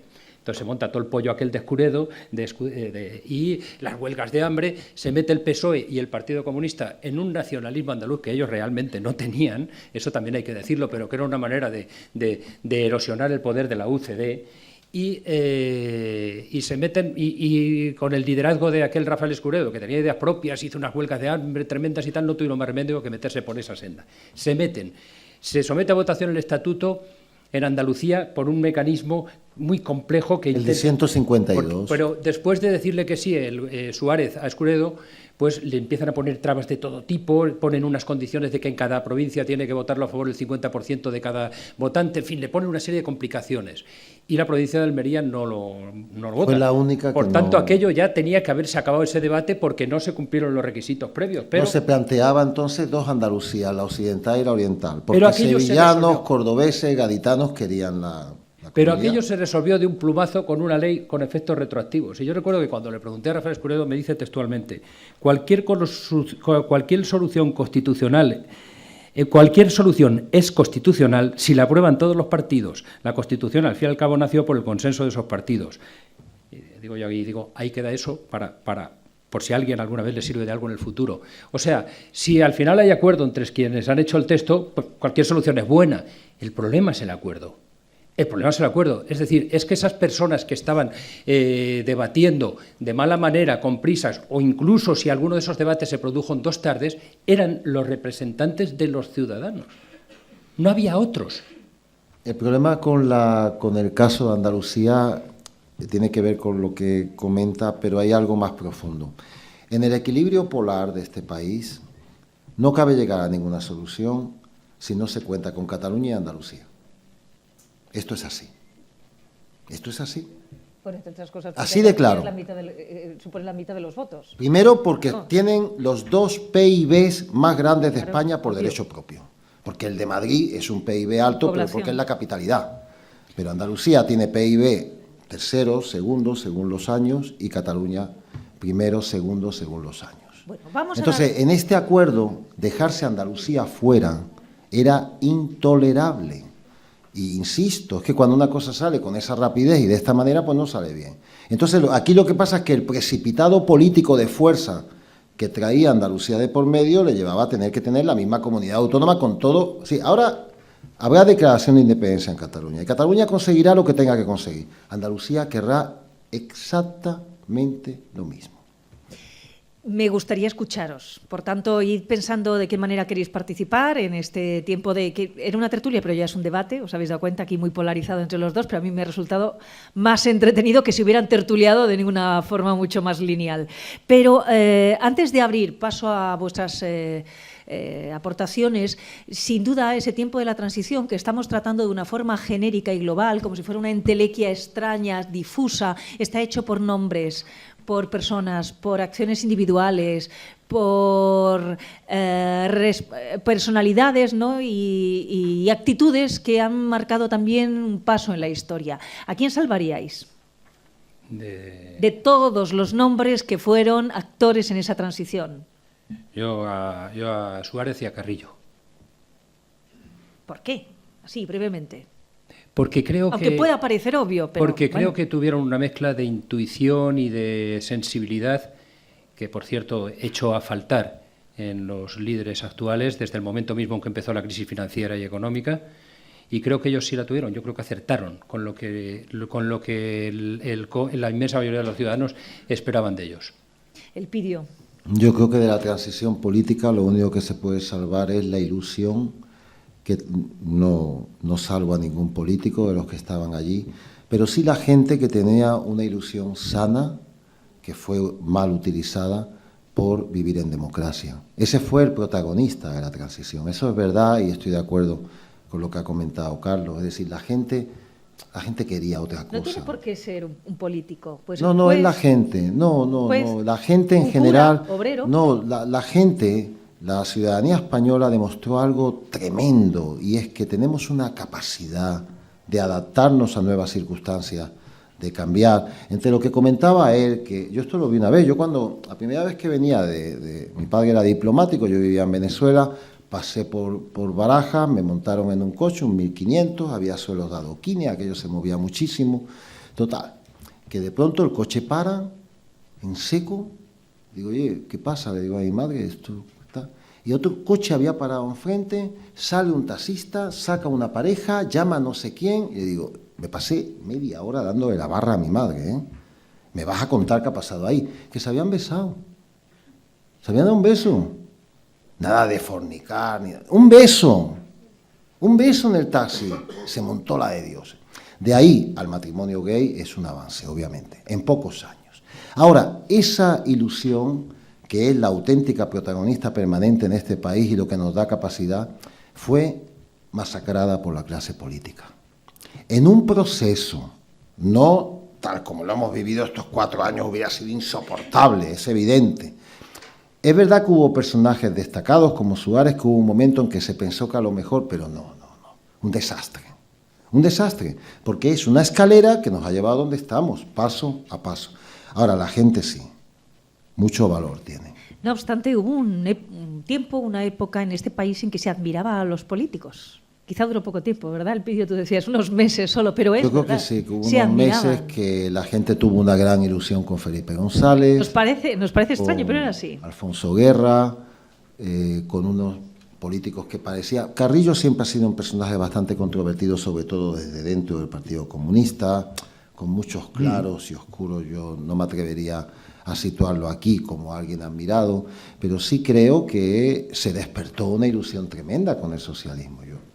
A mí, si me dejáis recuperar a alguien, recuperaría la figura de Marcelino Camacho, que fue un visionario en las relaciones sindicales y luego porque tenía cierta connotación popular, si queréis, incluso tierna, ¿no? Ese Marcelino Camacho, bueno, digo en cuanto a su, evidentemente no es su gestión, que era lo que era, pero esa especie de líder con jersey de cuello vuelto que le tejía Josefina a su mujer y que en la historia de Interview tiene mucho que contar, porque Interview solo en sus casi ya, vamos, camino de 40 años, ¿no? Sí, de historia. En sus 40 años solo ha publicado 2 portadas en las que no aparecía una mujer, y una de ellas la suscribí yo, por desgracia, estando al frente de la dirección, fue la portada del 11M. Y la otra portada, que eran portadas de manos blancas como repulsa al atentado, y la otra portada fue la que protagonizó con un jersey de cuello vuelto, color crema, Marcelino.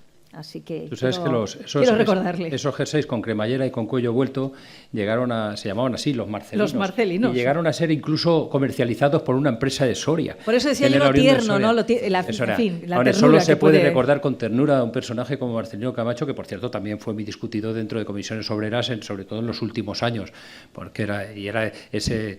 Bueno, pero es un personaje extraordinario, como todos aquellos que perdieron parte de su vida en la cárcel por luchar contra una dictadura. Es que no hemos hablado de Carabanchel, por cierto, es y que la el papel, Sexta Galería. A mí de los elementos sustanciales, claro, yo cuando a mí me encarga lo editorial que hiciera un trabajo sobre la transición, pensaban igual que yo iba a hablar de ese tránsito institucional que se produjo tras la muerte de Franco y que duró 2 o 3 años. Y necesariamente me he ido hasta principios de los años 60, a las minas de Asturias, a la huelga del 63, también a la generosidad de gente acomodada del sistema que arriesgaban su patrimonio o su estabilidad por un concepto de la libertad y de la justicia, entre ellos infinidad de abogados, que yo creo que merecen un máximo respeto porque defendían la decencia de la ley frente a la indecencia estructural de la dictadura. A mí yo me he ido enseguida hacia los años 60, es que es imprescindible. Y el papel de comisiones obreras a mí me parece que es absolutamente esencial, y el de todas aquellas personas que formaban parte, que estuvieron en comisiones obreras, y aguantando a individuos como Fraga, que se empeñaban en meterlos en la cárcel, incluso ya 2 años después de la muerte de Franco los volvía a meter. O sea, por un concepto autoritario absolutamente sin sentido. Pero bueno, es que esa es otra. Un día tenemos que dedicarle un especial a Fraga. Fíjate, porque Fraga tuvo su oportunidad. La gente se olvida de un detalle. Sí, pero se suele olvidar de que Fraga tuvo su oportunidad, porque cuando se le mitifica como una persona que efectivamente él tuvo 10 minutos de hablar de apertura en el año 70, se va a Londres, vuelve con el bombín y tal. Pero claro, era más fuerte que él su propia pulsión autoritaria absoluta. Él cualquier cosa, él entendía, intuía que había que ir a una democracia, pero tenía que ser la que él decidiera y como él lo decidiera, era más fuerte que él. Y tuvo su oportunidad. Fraga fue vicepresidente del gobierno con Arias Navarro en el primer gobierno tras la muerte de Franco. Y eso se debería recordar como un elemento histórico sustancial, porque esa oportunidad, desde luego, solo sirvió para demostrar que llegó al límite de su incompetencia, al igual que el propio Arias Navarro, hasta tal punto que es cuando dice el ya rey de España en un off the record en la revista Newsweek, dijo es un desastre sin paliativos. Se refería a Arias Navarro, pero naturalmente en el paquete iba también su vicepresidente, que duraron 6 o 7 meses y que fueron un completo desastre, frente a una calle que les estaba urgiendo a la instauración de la democracia ya, porque en el año 1976 hubo en España más horas de paro laboral por huelgas que en toda Europa junta, a pesar de que aquí eran ilegales y a pesar de que no eran huelgas laborales, sino que eran huelgas de un claro contenido político. La gente lo que se arriesgaba su puesto de trabajo, su integridad física y su libertad, porque querían ya que esos individuos que había ahí gobernando cuanto antes procedieran a la instalación de una democracia, aunque fuera tan pobre y tan mala como le parece a nuestro contertulio, pero cuanto antes. No, Bueno, ellos querían una buena democracia, pero... No entréis en este, porque seguro que Les podéis cayó otra aportar cosa. ahora. No, es que si no, no avanzamos. Bueno, avanzamos o vamos concluyendo. Que Quiero conste que escucharos estamos de a acuerdo, vosotros. yo creo que en un 98% estamos de acuerdo. Bueno, ¿eh? quisiera escucharos a vosotros. Como hay varias, ¿cómo lo hacemos? Venga, empezamos contigo, sí. ¿Te llamas? Me llamo Leo. ¿Perdón? Leo. Leo. Me llamo Leo. Quería hacer una pregunta de un personaje que, al último que han dicho ustedes, que personas han tenido mucha importancia en lo que se refiere a la democracia o al cambio político. Me refiero a Francisco Fernández Ordóñez. He sido un personaje que, dentro de los presidentes que ha tenido España, todos, que yo sepa, han hablado bien de él. Empezando por Aznar y terminando por Felipe González y, por supuesto, los demás. Y me ha impresionado, y sobre todo cuando llegó una cosa tan delicada como es, ahora nos parecerá una tontería, pero el hecho de digamos, de aprobar el divorcio en aquella época fue durísimo. Y todos los partidos al final han sido reconocidos. Me gustaría saber cuál son sus opiniones sobre este personaje. Gracias, Leo. Yo de Fernández Ordóñez solo puedo hablar con simpatía, porque era un servidor público. Ojo, ese concepto hasta el propio Fraga lo tenía, ¿eh? Lo echo de menos también a faltar en personajes de la vida pública actual. Tenía un sentido de lo público, era un servidor público. Y Fernández Ordóñez tenía fama de ser muy cínico, él siempre decía que no, yo no he cambiado, han cambiado los demás. Y Fernández Ordóñez estuvo no solamente en la ley del divorcio, sino en otra anterior que era también muy importante. De hecho, las pintadas que la extrema derecha ponía en las paredes en el año 80-81 eran: nos ha quitado nuestras mujeres, nos ha quitado nuestro dinero y nos quiere quitar a nuestras mujeres, es lo que le decían en las pintadas, porque él había sido artífice también de la reforma fiscal. Estas pueden ser cosas que pueden parecer menores, pero cuando uno se asoma, por ejemplo, al abismo de las dictaduras centroamericanas de esa época o incluso de las democracias centroamericanas actuales, que bien conoce José Elpidio, te das cuenta de que uno de los elementos de una democracia tan importante como el poder votar cada 4 años es que exista una estructura fiscal, a ser posible equitativa, vamos, no a ser posible, decididamente equitativa. Aquí se empezaba a pagar impuestos en el año 1977, una reforma fiscal que lleva la firma de Fuentes Quintana, que fue un vicepresidente económico del gobierno que duró 7 meses, pero que se hizo literalmente en casa de Fernández Ordóñez. Él fue una persona muy implicada en aquella reforma fiscal. Es la primera ley que se aprueba en las Cortes Democráticas por absoluta unanimidad, en noviembre de 1977. Por unanimidad absoluta, posiblemente es la única ley que ha tenido una unanimidad de ese calibre, ni siquiera. Entonces, bueno, oiga, eso es un elemento de normalización de un país y de construcción de un sistema democrático. El cómo sea el desarrollo de los 37 años siguientes de esa estructura fiscal, eso es otra historia. El problema que ha habido siempre para mandar en España es controlar el centro político. En ese sentido, podríamos decir que España es un país centrado. La gente está muy centrada. Fernández Ordóñez era una pieza importante en el Partido Socialista, un partido con un planteamiento de izquierdas, con una clandestinidad más o menos amplia, no protagonizada precisamente por Felipe González, sino más bien por Rodolfo Llopis, gente que estaba del exterior, con una situación respecto a la izquierda en principio no clara, porque existía un cierto pronóstico de que la izquierda del Partido Comunista prácticamente barriera al Partido Socialista. Como el centro político estaba ocupado por Suárez, había que crear centro político en el Partido Socialista y Francisco Fernández Ordóñez es una pieza clave en este sentido. Es una persona que tiene una formación técnica elevada, que puede acometer proyectos legislativos técnicos, como la legislación en materia de renta. De alguna manera es la primera vez que tenemos un impuesto de renta más o menos ortodoxo, adaptado al canon europeo.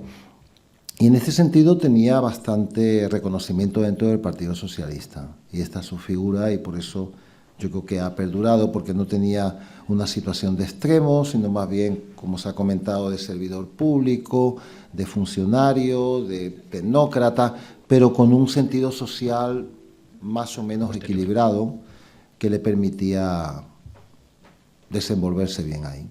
Estábamos recordando, Carlos y yo, que él realmente sus primeros tiempos... Sí, la reforma fiscal y la ley del divorcio es con el partido, con la UCD. Es cuando él con la está UCD. Luego se va al Partido Socialista. Efectivamente, porque transita por esta situación de centro político.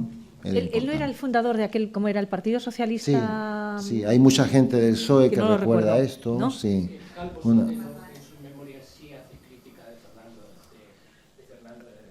No lo podían ni ver. Dice que no era fiel a los acuerdos que tomaba el Consejo de Ministros y que los filtraba al país. No. Sí, tenía fama de... Sí, se decía que estaba así, que salía con el teléfono desde los consejos de ministros para contar cosas, pero porque estaba ya con un pie fuera. Claro, pero Carlos, es cuando entonces estaban acuchillándose en la UCD. Y ahora que apuntas tú las filtraciones, Carlos apunta la gran filtración de la prensa, que es la de los, ¿cuántos? 30 artículos de la Constitución, ¿no? Sí. ¿No? Hablamos de las filtraciones de la prensa y aquella gran filtración, ¿no? ¿Quién lo filtró, no? ¿Quién lo filtró? ¿Qué fue? Yo digo exactamente lo que digo ahí. En el libro. Porque eso nunca... es que cuando se estaba haciendo el debate constitucional, de verdad, yo no le doy tanto mérito a Alfonso Guerra y a Abril Martorell, como ellos se dieron a sí mismos en su momento y como le sigue dando a Alfonso Guerra. Yo creo que también tuvieron mucho mérito Miguel Roca, Soletura, incluso Herrero de Miñón. Y desde luego Peces Barba, que eran los que sabían. Es que si en el año 1978 tú sales a la calle con un micrófono y le preguntas a la gente qué quiere decir la palabra Constitución, te hubieras encontrado respuestas muy curiosas. Es más, incluso si sales hoy te las puedes encontrar. Pero en aquel año no os quepa ninguna duda. Y si sales preguntando lo que quiere decir Parlamento, Poder Legislativo o algo por el estilo, te hubieras encontrado respuestas muy curiosas. Había personas que sí sabían lo que era eso y que estaban en la ponencia constitucional y algunos de ellos son los citados. Entonces hubo un trabajo colectivo, duradero, con muchas discusiones y bueno, y que se intentaba llevar en secreto, pero ese secreto lo rompió la prensa y apareció en el país. No lo rompió la prensa, perdona, la prensa no lo rompió, la prensa se encontró con algo y lo publicó. Pero para eso está la prensa, para descubrir secreto. Claro. Y siempre ha habido un misterio de quién lo filtró. Os vais a tener que leer este libro, lo siento, si queréis saber esos chismes, pero son chismes nada más. No, pero es que también la historia de lo cotidiano, la sociología de las pequeñas cosas también hace historia. Por ahí atrás queréis preguntar, ¿no? Sí. Hola, buenos días, soy Antonio. ¿Te llamas Antonio? Antonio. Bueno, Antonio, perdona. Que tengo un resfriado bastante importante, entonces... Quería comentarle a don Carlos Santos, a mí es don Carlos Santos por cómo habla y cómo escribe. Me puedes quitar el don, No. Que yo soy un niño. Yo he nacido el siglo pasado igual que tú. Bueno. Y que casi todos los que hay aquí. Bueno. No, perdona, que veo a alguien por aquí que Del no. siglo pasado. Del siglo pasado. Me Seguro. caso. Una broma. No, quería comentarle, ya que estamos haciendo... unos amigos míos que vivían en Asturias, bueno, yo era muy joven, yo tenía 5 o 6 años, el 20 de noviembre... ¿Se oye bien? Vivían en unos valles mineros de Asturias y entre el 20 y el 21 de noviembre se les acabó la sidra. O sea, no tenían sidra suficiente. Creo que no era el único sitio en España. Claro, por eso. Pero no obstante, yo quería decir que quizá tenemos muy idealizada la transición. Decimos que se ponen de ejemplo de otros países, que en otros países han pasado muchas cosas, que aquí no pasó nada, que todo fue muy bien. Yo quería citar a un profesor de la Universidad de Alicante, que además escribe novela negra y que ha estado en Getafe Negro en un par de ocasiones, que se llama, quiero decir, Mariano Sánchez Soler. Tiene un libro en el que... Fundamental. Claro, la transición sangrienta. Exactamente. Desde el 75 al 85, él calcula que hay más de 600 muertos en España por el tema de la transición. No solamente de ETA y del Grapo, estaba ahí Fuerza Nueva, estaba los abogados de Atocha, etcétera, etcétera. Y estaban los comandos de la muerte, los escuadrones de la muerte, expresión que se utiliza cuando se habla de Centroamérica, pero no se utiliza cuando se habla de España, cuando técnicamente es lo mismo. Aquellos comandos terroristas que se llamaban de extrema derecha eran comandos donde se mezclaban policías con civiles o con militares o con miembros de los servicios secretos.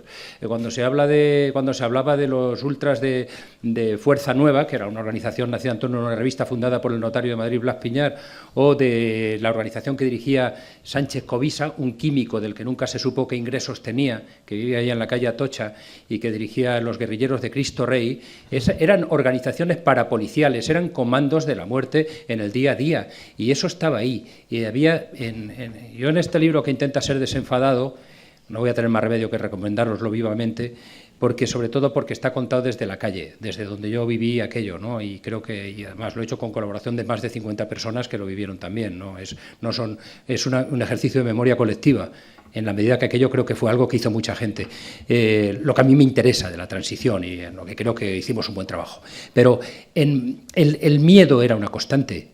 El miedo, los mayores tenían miedo al pasado, tenían miedo a que se repitiera el pasado, tenían miedo a lo que podía ocurrir en el presente y tenían miedo a lo que pudiera venir en el futuro. Los comunistas les podían quitar la tierra.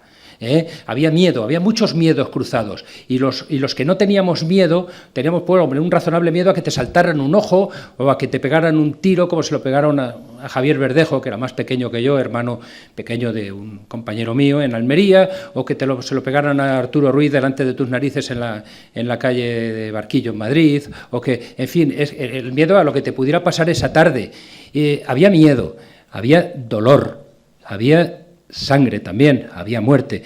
Yo no estaba en Madrid cuando la matanza de Atocha de 1977, pero a todas las personas a las que les he pedido que me ayudaran para hacer este libro, algunas desgraciadamente han fallecido, como Manolo Miralles, cuando yo les he preguntado, ¿para ti qué fue lo más importante? Y además quiero que me mezcles lo colectivo con lo personal. Todos los que les he preguntado que estaban en Madrid, todos lo primero que me dijeron fue la matanza de Atocha. Sí, la matanza de Atocha es un momento crucial de aquel periodo. Entonces, esos son los bueyes con los que había que arar, y en esas circunstancias es en las que se produce ese pacto en el que muchas partes ceden. Yo no creo que aquellas personas que ceden en ese pacto estén solamente al servicio de vaporosos poderes internacionales. Ojo, los poderes internacionales avalaban el proyecto del rey. El proyecto del rey, de Suárez y de Torcuato Fernández Miranda tenía el aval de la trilateral, de la Embajada de los Estados Unidos y de todo el empresariado mundial, porque, entre otras cosas, el empresariado de aquí, no falangista, el que no tenía solo un botín de guerra, sino que tenía otras aspiraciones, estaban locos porque se abrieran las fronteras para hacer más negocios. El del Opus, por ejemplo. Eso sí. Sí, pero vamos, pero claro, quienes estaban luego en el día a día, en la briega de hacer esos pactos, pues mire usted, lo que querían era hacer lo mejor posible para aquel país, en un tiempo en el que efectivamente los ciudadanos de a pie amábamos a nuestros políticos. No duró mucho, pero ocurrió. Sí, solamente terminar. Simplemente quería decir también que pasado toda esa época, que al menos gente de mis años y más jóvenes lo vivimos de muy pequeños, hemos llegado a un bastante desencanto con el, como dice aquí, régimen del 78, que ya la palabra ya me parece bastante fea, ¿no? Régimen del 78. Antes estabais comentando de las llamadas que hacía Fraga a los periódicos. Para llamar al orden, sí. Para llamar al orden. Creo que había otro ponente, otra persona aquí en la mesa, que iba a intervenir, que no sé por qué no ha venido, que creo que pertenece a un partido que, si no ha cambiado, su presidente de honor sigue siendo Manuel Fraga Iribarne. O sea, eso es una cosa curiosa. Luego también por otro lado, no sé si han cambiado mucho las cosas, pero hace unos meses o el año pasado se han cambiado los directores de los 3 o 4 periódicos más importantes de España, porque parece que alguien ha descolgado algún teléfono también. Sí, ya termino. No, termino. Dos cositas más, no me quiero enrollar. Y luego también, algo que domina mejor el juez Silva, la hija del que heredó la dictadura, digamos, que se llama Cristina, creo que también un fiscal cambió ciertas cosas porque también se descolgó un teléfono desde Madrid. Entonces, no sé si ha cambiado tanto las cosas. Estos días de atrás estábamos hablando también aquí en la universidad de todas las calles, plazas, monumentos y demás que siguen teniendo General Yagüe, etcétera, etcétera, etcétera. Y luego también, por no ser tan crítico y un poco negativo, también ya la pregunta es si hay esperanza. Si realmente alguna vez, en vez de la democracia formal, como mucha gente pensamos que tenemos, que aparte de casarse con quien quieras y vivir con quien quieras, vamos a tener otro tipo de derechos. Si hay esperanza. La pregunta Antonio, sería, ¿hay esperanza? Yo te hablo primero. te respondo lo que a mí me compete como moderadora de esta mesa, y es que te traslado un poco lo que me ha trasladado la organización, y es que quien estaba previsto aquí también, que era Borja Semper, tiene un catarrazo con fiebre, en fin. Catarrazo con fiebre, quiero decir, no entiendo el virus de dónde proviene, pero catarrazo con fiebre. A ver, sí, en un momento de cambio como el que nos encontramos ahora, es evidente que el motor es la esperanza, es la ilusión, eso no se puede perder. Es decir, todo lo que hemos contado es realmente, yo por lo menos lo que he contado está vivenciado, es así. Para mí es difícilmente discutible porque lo he vivido, entonces claro, es muy difícil remover vivencias que has tenido. Otra cosa es que haya muchas interpretaciones sobre un proceso histórico, obviamente, pero lo único con lo que cuenta ahora mismo la gente en este país es con su anhelo legítimo de que no quiere seguir viviendo así. Así no quiero. Otra cosa serán los del pesebre, los que están con la mamandurria, los que están cobrando, los que están recibiendo. Ya me imagino que votarán a lo que tengan que votar, porque eso es un tema ya distinto. Pero desde el punto de vista de la gente libre, de la gente que de verdad, de una manera decente, quiere un cambio, lo que tenemos es ese anhelo. La falta de cultura política, es evidente que esto ha pasado en España porque no hubo tal transición en sí, hubo un paso ahí.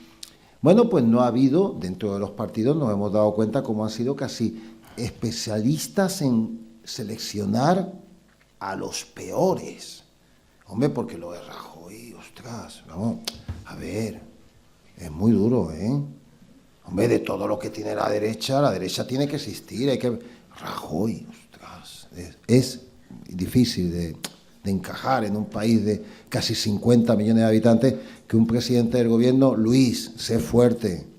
Los catalanes, cuando se independicen, ya no son europeos. Ostras, macho, agárrate fuerte porque así no puedes hablar.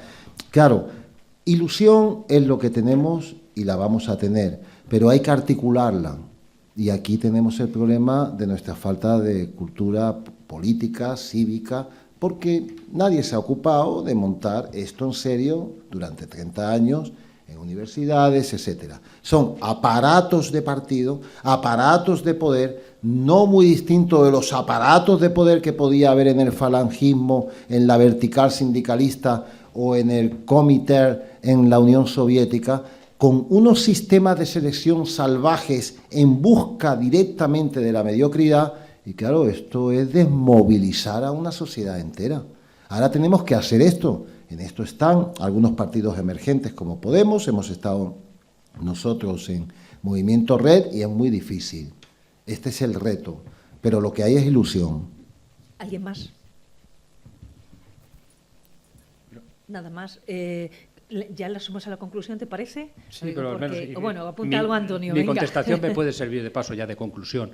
Respecto a Fraga, al menos, bueno, lo más positivo, ya que no ha podido venir esta persona que está en el partido que él fundó, porque claro, Fraga monta Alianza Popular con 7 ministros franquistas, lo que deja muy clara cuál es la vocación de continuidad que le mueve a ello, y Alianza Popular años después se convierte en el Partido Popular. Al menos, si hubiera estado aquí Borja Semper, te hubiera podido decir que al menos pudo construir una plataforma para que personas que venían del franquismo no siguieran en el franquismo puro y se incorporaran al proceso democrático. O sea, eso es lo más positivo que se puede decir en ese sentido. Yo diría también de Fraga, puestos a ser positivos, podía estar hablando mal de él durante muchísimas horas, pero puestos a ser positivos que no era oportunista. Que no era oportunista. La mayor parte de los políticos de aquel momento no eran oportunistas. Salían a pecho descubierto con lo que pensaban. Yo eso sí lo he hecho a faltar ahora mismo en los políticos y prácticamente generalizo, incluyo casi al 100%, dejemos un 1% por si alguien quiere refugiarse en ese 1%, pero ahora estamos rodeados de oportunistas. Completamente rodeados de oportunistas. Yo echo de menos gente que primero tenga las ideas y luego intente aplicarlas y que intente seducir a la gente en apoyo de esas ideas, porque como creo que estamos en una democracia, creo que para llevar adelante esas ideas necesitas el apoyo de mucha gente. No basta con los 803 que yo voté en aquel 79 cuando me di cuenta que la gente iba por otro lado. que la mayor parte de la gente quería otras cosas y las ha querido durante estos 37 años, sobre todo durante los 30 primeros que han sido de continuo crecimiento y de bonanza. Y que se ha acomodado todo el mundo, pues bueno, pero yo creo que el trabajo que se hizo en su momento, el trabajo colectivo que se hizo en aquel momento, es un buen trabajo. Creo que hablar de la transición como una cosa que se hizo en 4 despachos no responde a la realidad que yo viví y que muchos de los que estamos aquí vivimos, y desde luego no me gusta que se utilice la palabra régimen para referirse al periodo democrático. Yo el otro día estaba leyendo, tengo aquí el artículo de una persona que decía se desmorona el régimen. La es palabra... Luis Marián Son, quien firma ese artículo titulado así en el... sabe un rato de regímenes Luis Marián Son, y titulaba un artículo Se desmorona el régimen, en el diario El Mundo. Pues no, este régimen no se puede desmoronar porque el régimen que se constituye aquí después de la dictadura es un régimen democrático que está entre los 20 mejores de la Tierra. Puede que no esté entre los 11 mejores, pero sí entre los 20 mejores. Hay 180 países que no. Hay 180 países donde les va mucho peor, y yo quiero comparar con los países de nuestro entorno y con los países reales. Quiero saber si nuestro modelo de democracia es el de Portugal, es el de Italia, es el de Grecia, es el de la monarquía sueca, es el de la monarquía noruega, es el de la monarquía danesa que acaba de citar el otro contertulio, o cuál más, ¿de acuerdo? O la monarquía británica, que también ha sido británica, que también ha sido citada. Cualquiera de esos puede ser un modelo. Pero, joder, por lo menos lo podemos hablar, porque una de las cosas que sí tiene la democracia es la capacidad de regenerarse a sí misma. Y si no tenemos la capacidad, no solo tenemos la capacidad de elegir, también tenemos la capacidad de echar. Y yo creo que, oiga, para eso pues, falta con proponérselo y falta con tener líderes de referencia, porque yo creo que a la crisis financiera, económica, social, a las varias crisis políticas y al atisbo de crisis territorial que estamos sufriendo, se suma una crisis de liderazgo que yo lamento. Hay una cierta necesidad de referencias y yo quiero creer que en ese futuro, o en este tránsito que está empezando, porque creo que ya ha empezado, yo creo que ha empezado un nuevo tránsito en el momento mismo en que los dirigentes de los partidos convencionales empezaron a manifestar una falta de sensibilidad absoluta hacia el sufrimiento de los ciudadanos. En ese momento empezó ese nuevo tránsito. Antes no, Antes no, pero creo que será sin prisa y que creo que será puro ejercicio de una democracia que dará mucho de sí, ya veréis. Bien, entiendo que esta es... Solo hacer un apunte, la palabra régimen, el que primero la pone en funcionamiento es García Trevijano, y yo la adopto en un libro, La verdad sobre el caso Blesa, que publiqué hace unos meses, y le dedico 5 páginas. Las primeras 5 páginas del libro explico perfectamente que esto es un régimen político. El régimen de 1978 no es una democracia, y ahí de una manera sintetizada, por cierto, esto no lo ha contestado nadie, es una cosa aceptada, porque nadie ha dicho nada, han vendido ya más de 15.000 libros. Es un régimen porque utiliza el maquillaje de la democracia, utiliza el formato, el disfraz, para encubrir un funcionamiento realmente perverso y que están padeciendo millones de personas en este país. Entiendo que son estas vuestras conclusiones, ¿sí? Bueno, lo que cada uno quiera concluir. Sí, no. Era propio del régimen que las conclusiones vinieran de... No, seguimos las poniendo, quedan abiertas y cada uno... Claro, y seguimos poniendo puntos suspensivos y no nos vamos, ¿no?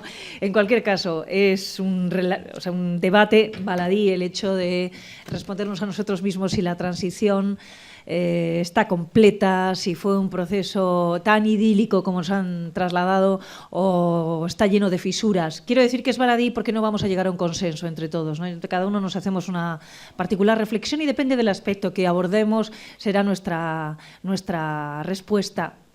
Todos, cada uno de vosotros y vosotras también habréis hecho vuestro particular análisis como especialistas o como ciudadanos. Me voy a quedar con 2 ideas en el tiempo presente que deben de convertirse en un acicate para todos nosotros. Por una parte, dice Elpidio Silva, hay una falta de cultura política y estoy convencida, no la hay. Eso ha permitido el hecho de que se fortalezca, ¿no?, el crecimiento de unos aparatos de partido y de poder que son muy perniciosos y que además en tiempo de crisis han pasado a un primer plano y ahora es cuando vemos, ¿no? Hasta el momento han estado funcionando y bueno, les dábamos la espalda, ahora vemos que tienen una penetración política, social, económica, etcétera, etcétera, y no sabemos cómo romperlos. Y apunta Carlos Santos algo que también es importante, movámonos, hay una falta de movilización ciudadana. ¿Dónde estamos, aparte de en las redes sociales?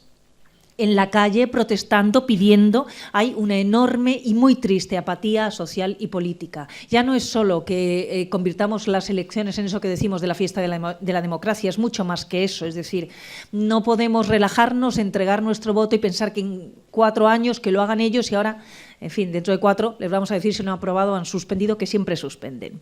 Nada más, ha sido un placer este rato amplio, compartido con todos vosotros. Como han hablado de sus libros, yo ya digo que mañana presento el mío.